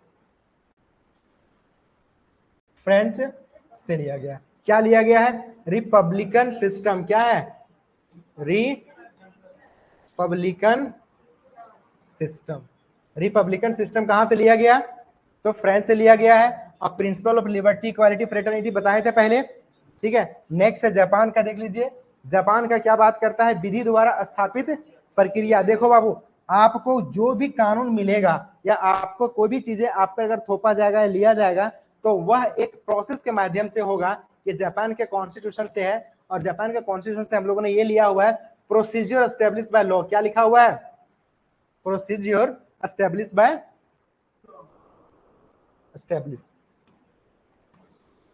एस्टेब्लिश बाय लॉ, मतलब क्या हुआ कि लॉ विधि द्वारा स्थापित प्रक्रिया के माध्यम से कोई कानून बनेगा, और किसी का फंडामेंटल राइट्स को भी अगर छीनना है, छीनने का मतलब है हटाना है या बढ़ाना है, या फिर देश में कोई कानून बनाना है, तो वो कैसे होगा बाबू, विधि द्वारा स्थापित प्रक्रिया के माध्यम से होगा। ऐसा नहीं कि राष्ट्रपति ने बोल दिया आज से ये कानून लागू होगा तो लागू होगा, नहीं, ये कानून नहीं लागू होता है। क्या होता है, प्रोसेस से बनता है हमारा कानून। कैसे प्रोसेस है, पहले लोकसभा से पारित होगा, राज्यसभा से पारित होगा, फिर राष्ट्रपति साइन करे, उसके बाद तो बनेगा। कि राष्ट्रपति बोल देगी द्रौपदी मुर्मू आज तूफानी करना है, तो बोल दिया सबको कि आज कोरोना है, कोई नहीं निकलेगा, तो ऐसे कानून लगा दिया, ऐसा नहीं हो सकता है ना। अब ऐसा तो नहीं कि पापा परी वाला हाल हो जाएगा, सुबह सुबह उठे बोले मूड खराब हो गया कुछ तूफानी करते हैं, आप पता है कि लगा दिए नेशनल इमरजेंसी, ऐसा हो सकता है ना, बोलते हैं ना देश में देखते इमरजेंसी लगा के कैसा लगता है। आप शुरू में एक टाइप करवा ली लेटर, बोलेगा इमरजेंसी लगा देते, देखते कैसा। इमरजेंसी लगाने के लिए पहले राष्ट्रपति किसी से नहीं पूछता था, लेकिन अब राष्ट्रपति को 42वें संविधान संशोधन में यह कह दिया गया कि आपको काउंसिल ऑफ मिनिस्टर्स का एड एंड एडवाइस चाहिए। क्या किसमें? वो कोरोना में लॉकडाउन था ना, नेशनल इमरजेंसी की बात, नेशनल इमरजेंसी। तो मान लीजिए ये इस तरह से लॉकडाउन वगैरह खामखा नहीं लगाया जा सकता। एक ही बार कैसे लगा? 75 में लगा है और नहीं लगा है। पाकिस्तान के टाइम में चाइना का 3 बार लगा हुआ है, 3 बार लगा हुआ है। ठीक है, देखिए यहां तक हो गया। तो हाँ देखो बाबू, यहाँ तीन चीजें बोल, यहाँ पे देखो लॉ जो बनाया जाएगा उसी के द्वारा, आपको विधि द्वारा स्थापित प्रक्रिया के द्वारा ही कोई चीजें होगा, खामखा नहीं हो जाएगा। अब यहाँ पे देखिए नेक्स्ट जो हमारा है कॉन्स्टिट्यूशन, वो क्या है? साउथ अफ्रीका क्या है समझते चलो, आवाज नहीं करो कोई। साउथ अफ्रीका के कॉन्स्टिट्यूशन से क्या लिए हुए? देखो procedure amendment of the constitution, ये सवाल कई दफा पूछा गया है। देखो यहाँ पे भारतीय संविधान में संशोधन की बात कहा जाता है, अरे बाद में बात कर लेना। अमेंडमेंट ऑफ द कॉन्स्टिट्यूशन, ये प्रक्रिया हम लोगों ने कहां से लिया हुआ है? साउथ अफ्रीका से लिया हुआ। आर्टिकल कौन सा है बाबू? 368 है, भाग कितना है? 20 है। तो ये हम लोगों ने अफ्रीका से लिया हुआ है। Election of the member of the Rajya Sabha, अब यहाँ पे आप लोगों को दिखाए थे कि राज्यसभा जो है इसमें से हमारे पास 12 नॉमिनेटेड होते हैं, ठीक है, और क्या कहा जा रहा है कि कुछ हमारा इलेक्टेड होते हैं, मतलब इलेक्शन होता है कितना का? 238 का। तो इसका इलेक्शन की प्रक्रिया के बारे में जो बात कहा जाता है वो अभी प्रोसेस हम लोग कहां से लिए हुए हैं? साउथ अफ्रीका से। तो ये जो हमारा पार्ट है पूरा का पूरा 11 कंप्लीट होता है। अब यहां से हम लोग तीसरा चलेंगे, blend and rigidity of the flexibility. ठीक है, क्लियर? समझ में आ गया होगा, और नहीं समझ में आएगा तो जो लिंक भेजे थे ना उसमें पूरा डिटेल से सारा चीज बताए हैं। हाँ लिखना है, रखना है, और आगे चल करके काम देगा ये लॉ में भी। क्या सब में देखो कंपटीशन का, हाँ तो पूरा लिख कर रखना। ठीक है, तो आज यहीं रखते हैं, बाकी जो मैंने भेजा है उसको थोड़ा सा देखते रहना, पढ़ते रहना। ठीक है, फिर क्लास करते हैं नेक्स्ट डे। ऑनलाइन वाले कैसे हैं आप मुझे ना व्हाट्सएप कर दीजिएगा, मैं समझ जाऊँ कि समझ में आ रहा है या नहीं। ये और ये न्यू टॉपिक स्टार्ट किए हैं क्या? प्रियम्बल स्वाति का है, चलो